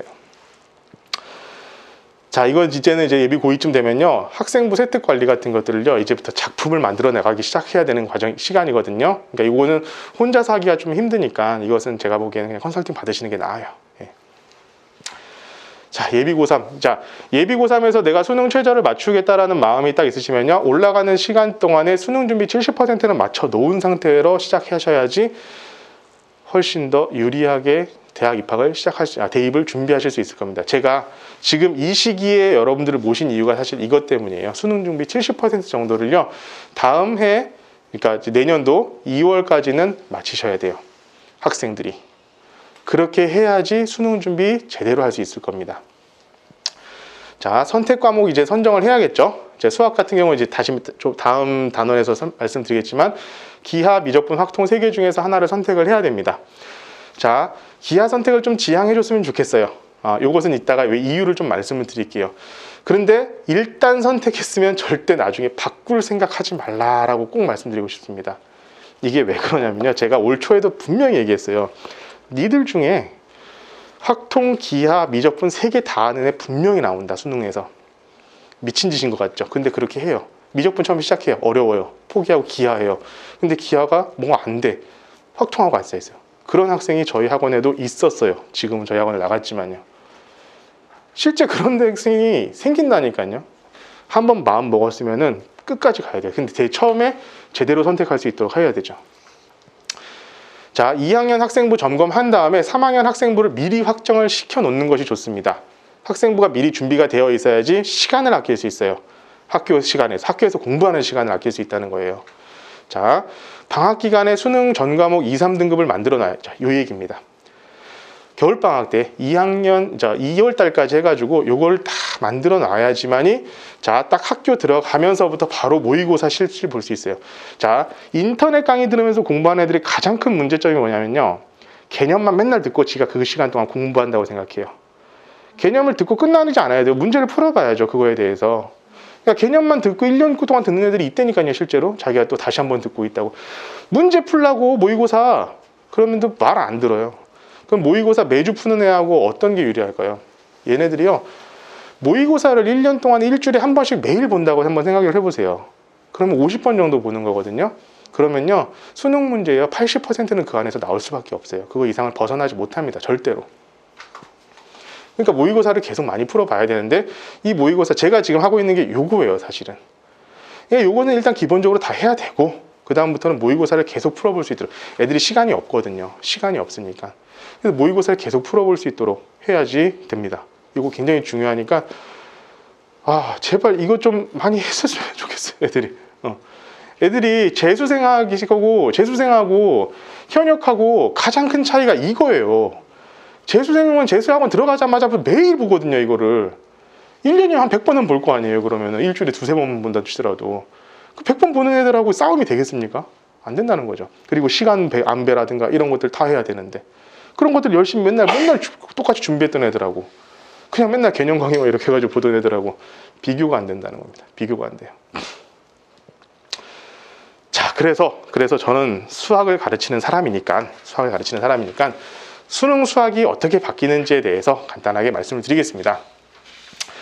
일단 기본적으로 우리 수학은 일반 선택과 진로 선택이 있어요. 자, 우리가 일반 선택이라고 하면은 수학원, 수학2, 확률과 통계, 미적분이고요. 진로 선택은 기하, 경제, 수학 등등등등 있습니다. 자, 일반 선택은 일반적으로 우리가 상대평가로 등급이 산출이 되는 과목이고 진로 선택은 절대평가로서 성취도만 나오는 과목이에요. 근데 수능 공통 과목이 수학1, 수학2고요. 자, 확률과 통계, 미적분, 기하가 수능 선택 과목입니다. 제가 아까 기하를 선택을 좀 지향해달라고 말씀드렸는데 제가 예전에 처음에 수능 얘기를 할 때는 기하하는 것도 나쁘지 않을 것 같아. 기하가 미적분보다 공부하는 양이 훨씬 작아요. 사실은. 작으니까 옛날에 기하에 있었던 게 미적분으로 넘어간 게 되게 많거든요. 지금. 그래서 기하하는 거 나쁘지 않을 것 같아. 기하 별로 어렵지 않으니까 공부 시간이 좀 줄어들 거야 라고 생각을 했었는데 지금 1년 정도 지난 시점에서 제가 평가해 보건데 아닙니다. 미적분을 선택하는 게 맞아요.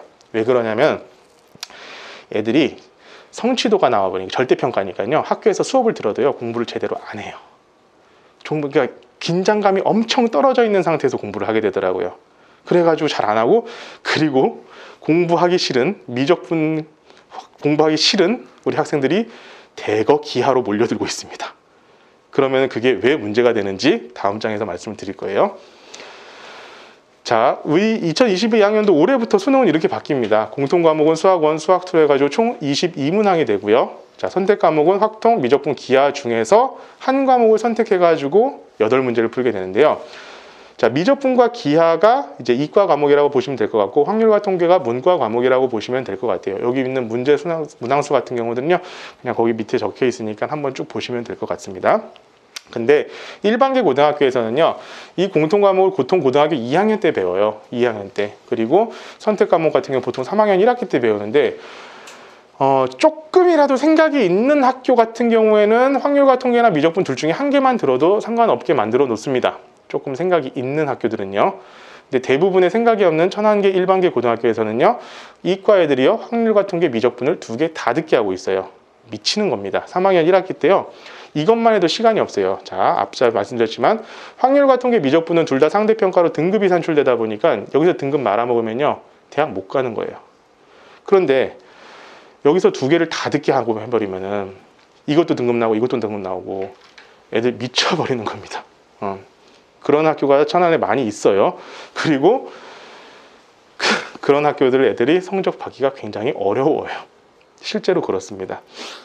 이것만 공부해도 딴 거 할 시간이 없어요. 솔직히 제일 두꺼운 거 두 과목이에요. 제 교재 중에서도 제일 두꺼운 두 과목이에요, 이게. 그러면 이것을 방학 기간에 다 끝내놓고, 방학 기간에 다 끝내는 것도 힘들지만 끝낸다 손 치더라도 가가지고 다른 거 공부할 시간 없이 이것만 해도 등급 받기 어려워요.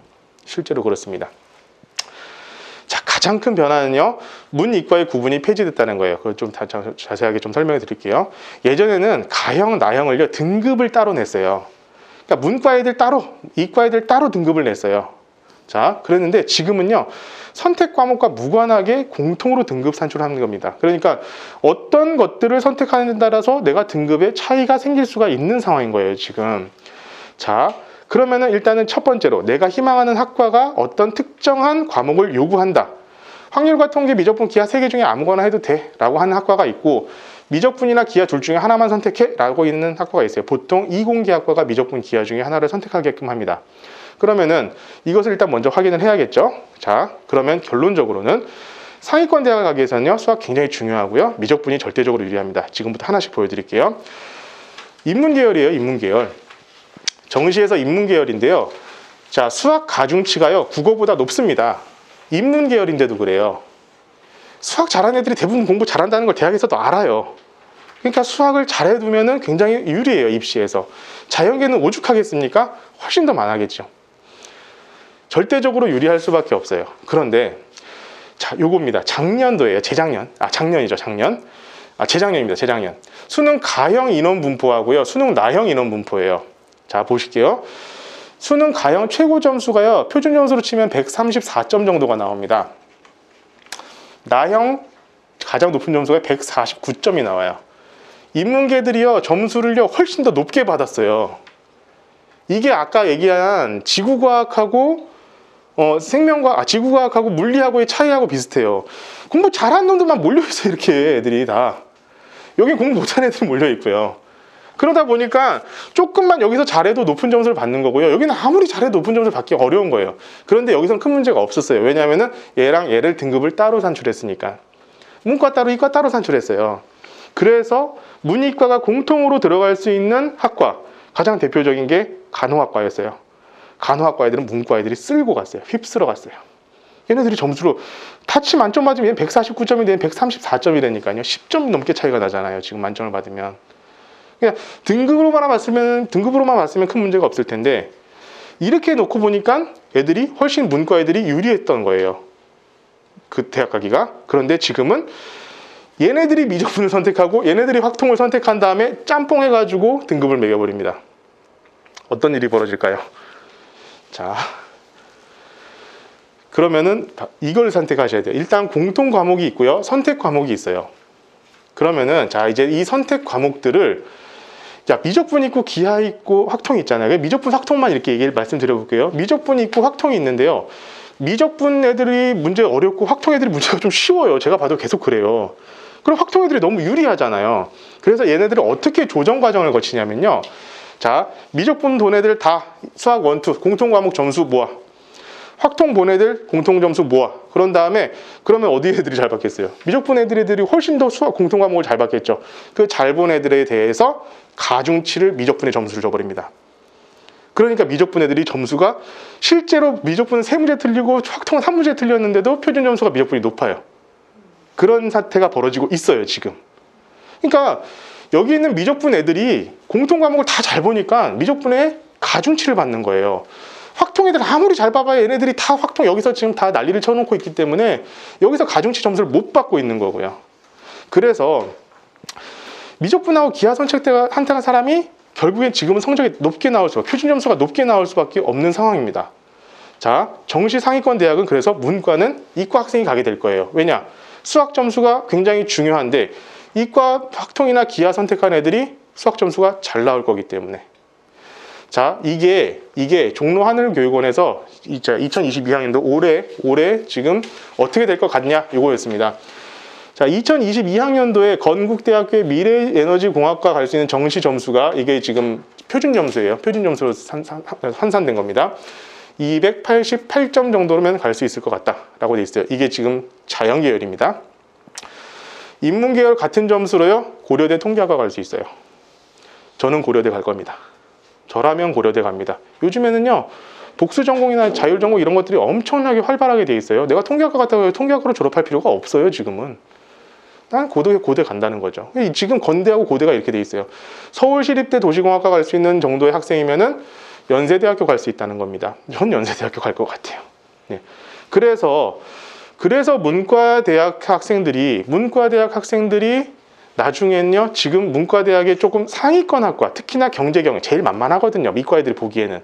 경제경영학과 이런 데는요, 아마도 이과 애들이 대거 진입을 할 겁니다. 상위권 대학에서는. 문과 애들 지금 정신 똑바로 차려야 돼요. 그래서 문제는 뭐냐, 내가 문과다, 문과에서 내가 대학을 가야 된다라고 딱 마음을 먹으면요, 무조건 수시로 가야 됩니다. 정시로요, 대안이 없어요, 지금은. 자, 이 정도로 지금 차이가, 지금 한양대, 에리카면 뭐 건국대 이렇게 지금 차이가 많이 나고 있다는 거 지금 표시가 되어 있는 거예요. 그리고 제가 왜 미적분을 선택해야 되는지, 자, 국어에서도 이거 나와줘요. 교육청 모의고사랑 평가원 모의고사, 언어와 매체 화법과 작문. 이거는요, 제가 만든 자료가 아니기 때문에 거기다가는 넣어드리지 못했어요. 죄송합니다만. 언어와 매체와 화법과 작문에서도 표준 점수 차이가 계속 언어와 매체가 높아요. 아까도 말씀드린 언어와 매체는 공부를 좀 하는 애들이 선택을 합니다. 왜냐하면 문법이니까. 공부를 좀 해두지 않으면 나중에 힘드니까. 자, 수학에서는요, 미적분, 기하, 확률과 통계가 있죠.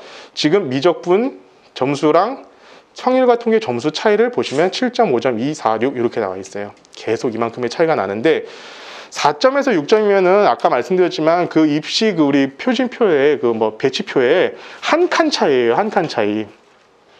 그 한 칸을 그냥 갈 수 있느냐 없느냐의 차이가 내가 이거에서 만점 받았냐 이거에서 만점 받았냐 그 차이가 날 거라는 거예요. 제가 기하도 아니라고 했던 게, 자, 기하가 원래 거의 미적분하고 비슷하게 붙어 있었습니다. 거의 점수가 비슷했어요. 근데 자, 9월부터 뚝 떨어지기 시작했습니다. 요 사이로 바로 들어와 있어요. 왜 그런 줄 아세요? 아까도 얘기했던 거예요. 미적분하기 힘들다 했던 애들이요, 대거 기하로 몰리고 있어요. 그럼 그런 애들이, 공부 잘하는 애들이 기하로 몰릴까요? 아닐걸요? 공부 좀 못하는 애들이 몰리겠죠. 그러면 아까도 얘기했지만 기하를 선택한 애들의 공통과목 표준 점수가 낮게 나올 거예요.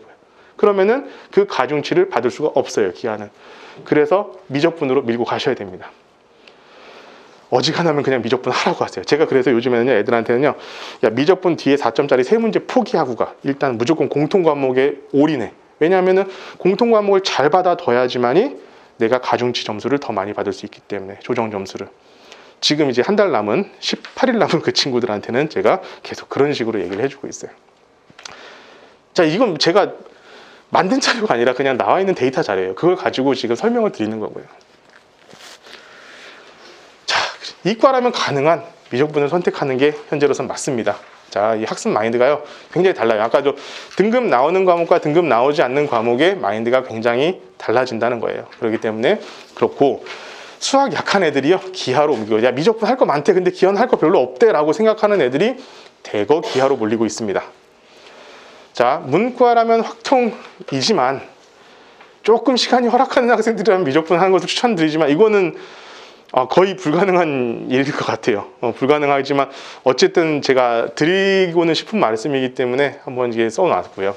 선생님, 저는 이제 죄송해요. 다른 질문이 네네네, 괜찮습니다. 예, 말씀하세요. 저희 아이는 이제 문과 학점을 선택을 하고 있잖아요. 네. 이제 확통을 하는 그런 상황이고, 네네. 계속 미적이 이제 선택한 학생이 유리하다 하시는데 제가 이해를 못해서 네. 그래요. 네. 미적이라고 하는 게 수능에서 그 과목을 선택을 했을 때 그거 자체로 가산점을 주는 건지 아니죠. 수원 수투의 그 공통 과목의 점수가 높기 때문에. 그렇습니다. 그럼 확통을 선택한다 하더라도 얘를 만약에 네. 수원 수투. 근데 그 학생만 열심히 한다고의 문제가 아니라 확통을 선택한 모든 학생들의 점수를 평가를 내기 때문에. 이렇게 따로 이렇게 따로. 그렇죠. 네. 확통을 선택한 모든 애들의 점수를 평균을 내가지고 가중치를 주는 거예요.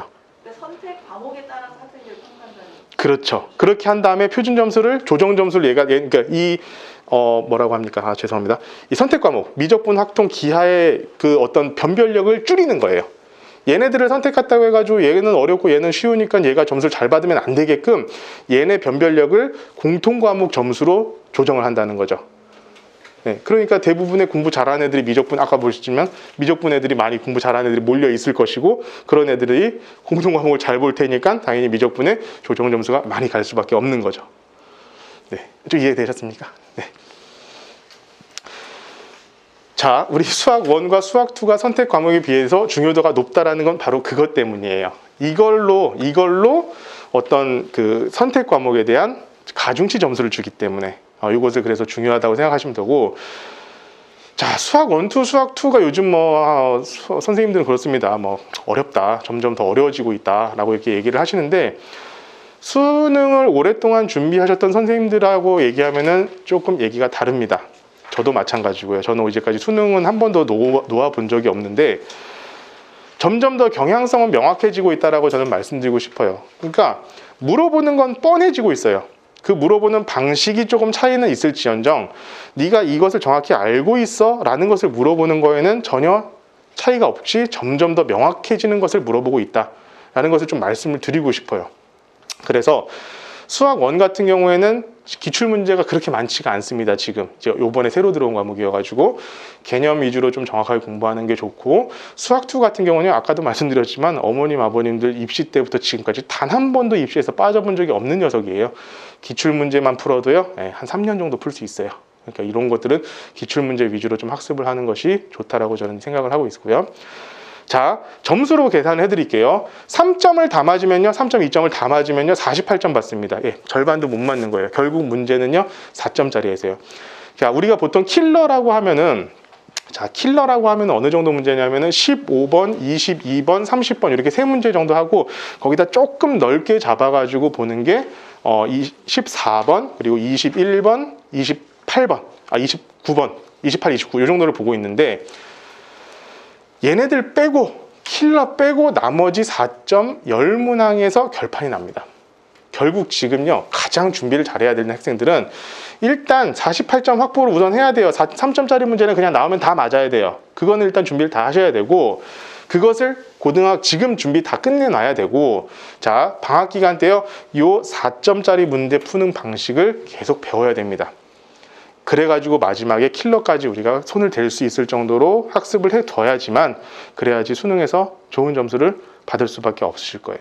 이제 요것이 굉장히 중요하다라는 거 알려드리고 싶습니다. 자, 이거는 그냥 제가 앞으로 모의고사 풀이반을 개강을 할 거예요. 이제 당연히 이제 해야죠. 지금 고등학교 3학년 학생들이 지금 하고 있는데, 아까 제가 우스갯소리로 얘기했지만 얘네들이 여기 앉아서 울고 있겠다고 그랬어요. 자기는 이제 오늘 수업 듣는 애들이 여기 앉아서 울고 있겠대요. 일당 달라고. 진짜로 걔네들이 지금 와가지고 딱 그 얘기하더라. 한 달 동안 빡시게 했어요. 자기소개서 쓴다고 한 달 날리고요. 막 이렇게 해가지고 지금 제대로 제가 수업 해준 게 3개월 정도 된 것 같아요. 3개월 정도 됐는데 한 달 딱 지나니까 걔들이 그러요. 3점짜리는 이제 다 맞겠어요. 딱 그러더라고요. 아니, 그게 어렵지 않거든요. 진짜로. 하면 할 수 있거든요. 충분히. 근데 그 한 달을 그렇게 날려버리고 나니까 애들이 다른 거 준비할 시간이 진짜 없는 거예요. 예. 수능에서 모의고사 풀이를 하는 방법은요, 수능 문제를 풀이하는 방법은요 다릅니다. 내신 풀이하고는 달라요. 정확하게 그 개념을 알고 있는지를 물어본다고 말씀을 드렸어요. 그러니까 이를테면 이런 거예요. 자, 이거 6월 모의고사에서 22번 킬러 문제 굉장히 어려운 문제였습니다. 요거 선생님들이나 수능 가르쳐 보시지 않으신 선생님들은 전부 다 이렇게 풀어요. 풀이 과정이에요, 이게. 애들 풀이 과정을 이걸 해야 돼요. 지금 이래야지 정확한 답이 나오는데요. 자, 저나 수능을 많이 했던 선생님들은 이렇게 3줄 정도로 풉니다. 이런 걸 가르쳐 줘야 돼요. 애들한테 이런 걸 가르쳐 줘야 되거든요. 근데 이런 것들은요, 해답지에다가요 써줄 수가 없어요. 써줄 수가 없어요. 왜냐하면 이거 같은 거, 자, 봐봐. 이렇게 했을 때 여기가 1대 1대 1이야. 그럼 여기가 5가 나오겠네. 이 5를 구하는 게 굉장히 어렵거든요. 사실 여기 문제에서는. 이 5를요. 그냥 딱 선 그으면은 4, 4, 4 여기가 4니까 1, 여기는 기울기가 1이니까 45도, 45도네. 이등변 삼각형 끝. 이렇게 나와야 돼요. 이런 것들을 가르쳐 줘야 되는데 애들이 맨날 답안지만 보고 풀고 있으니까, 그리고 EBS나 이런 데서 문제 풀어줄 때 이런 식으로 가르쳐 줄 수가 없잖아요. 거기서는 가르쳐 줄 수가 없으니까 그냥 계속 그냥 이런 풀이를 하고 있는 거예요. 이렇게 하고 있어요, 실제로. 근데 수능을 많이 공부해봤던 사람들은 그냥 이렇게 풉니다. 근데 이런 것들을 애들이 이제 하나씩 알기 시작해야 돼요. 이런 것들을 제가 가르쳐 주는 것을 아마 기말고사 끝나자마자부터는 시작을 하게 될 거예요. 그래서 이제 대상 같은 경우는 수학 2 정도까지를 마친 학생들 같은 경우는 이제 모의고사 준비를 해야 되니까, 그렇게 해가지고 고등학교 2학년이라든가 1학년 중에서도 모의고사 2학년까지 마친 학생들을 제가 대상으로 좀 준비를 하려고 하고 있고, 관심 있으신 분들은 연락 주시면 좋을 것 같습니다. 그리고 수능 준비는요, 무엇보다도 아까도 말씀드렸지만 한 번 했다고 지금 내가 공부했다고 끝내실 생각하지 마시고요. 그 공부했던 것들이 꾸준히 되고 있는지가 뭐라고 해야 되지? 관리가 돼야 됩니다. 그런 것들이 되고 있는지도 같이 어머님들께서 확인을 하시면서 이제 준비를 하시는 게 좋을 것 같습니다. 제가 제일 좋아하는 말 중에 하나예요. 진인사 대천명인데요. 대부분의 경우에 이제 진인사를 하지 않고 대천명만 기다리는 경우가 너무 많은데, 우리 학생들이 대부분 그렇습니다. 자기들이 해야 될 걸 다 하지 않고 그래요. 제발 일단은 집에, 나중에요, 취업 안 되고 시집장가 못 가고 이래서 싸우기 시작하면요, 그때부터는 이제 의상해가지고 안 보게 돼요. 지금 싸우실 수 있는 마지막 시간이시거든요. 많이 싸우세요. 공부 시키셔야, 그러니까 어거지로라도 시키셔야 되는 거예요. 제가 옛날에 그런 말 혹시 들어본 적 있으실 거예요. 뭐 할아버지의 재력, 엄마의 정보력, 뭐 아빠의 무관심, 그리고 뭐 이런 것들이 있으면은, 아이의 능력, 이런 게 있으면은 명문대 갈 수 있다. 지금 저도 똑같이 생각합니다. 어머님, 아버님, 학부모님의 의지와 학원 강사의 의지와 학생의 의지, 3개 중에 2개가 있으면요, 가능성이 있어요. 근데 그 3개 중에요, 아이의 의지가 굳이 아니어도 상관은 없습니다. 어머님들의 의지와 학생, 저는 의지가 넘쳐요. 저는 무조건 이 안에 넣어야 된다라는, 일단 진짜 거의 사명감을 갖고 살아가기 때문에, 어머님들만 좀 의지를 가져주신다면요, 제가 분명히 잘 할 수 있을 거예요. 예. 그러니까 입시나 이런 것들에 대해서는요, 저를 믿으세요. 예. 제가 이제까지 제가 얘기한 대로 안 된 게 하나도 없어요. 예. 그러니까 제 말을 믿으시고 제가 말씀드리는 것대로 따라오시면은 학생도 학부모님도 따라오시면은 분명히 좋은 결과 있습니다. 제가 그 안까지 못 가더라도요, 그 밑에까지라도 무조건 넣을 수 있을 거예요. 그게 제 목표니까요. 그러니까 어머님들도 이제 공부도 많이 하셔야 될 시기고요. 이제는 학생들만 믿고 이렇게 바라보고 있을 수 있는 시간도 이제는 얼마 없어요. 이제 최대한 많이 공부하시고 잘 준비하셔가지고 학생들 다 좀 좋은 학교, 좋은 대학 보낼 수 있었으면 좋겠습니다. 감사합니다.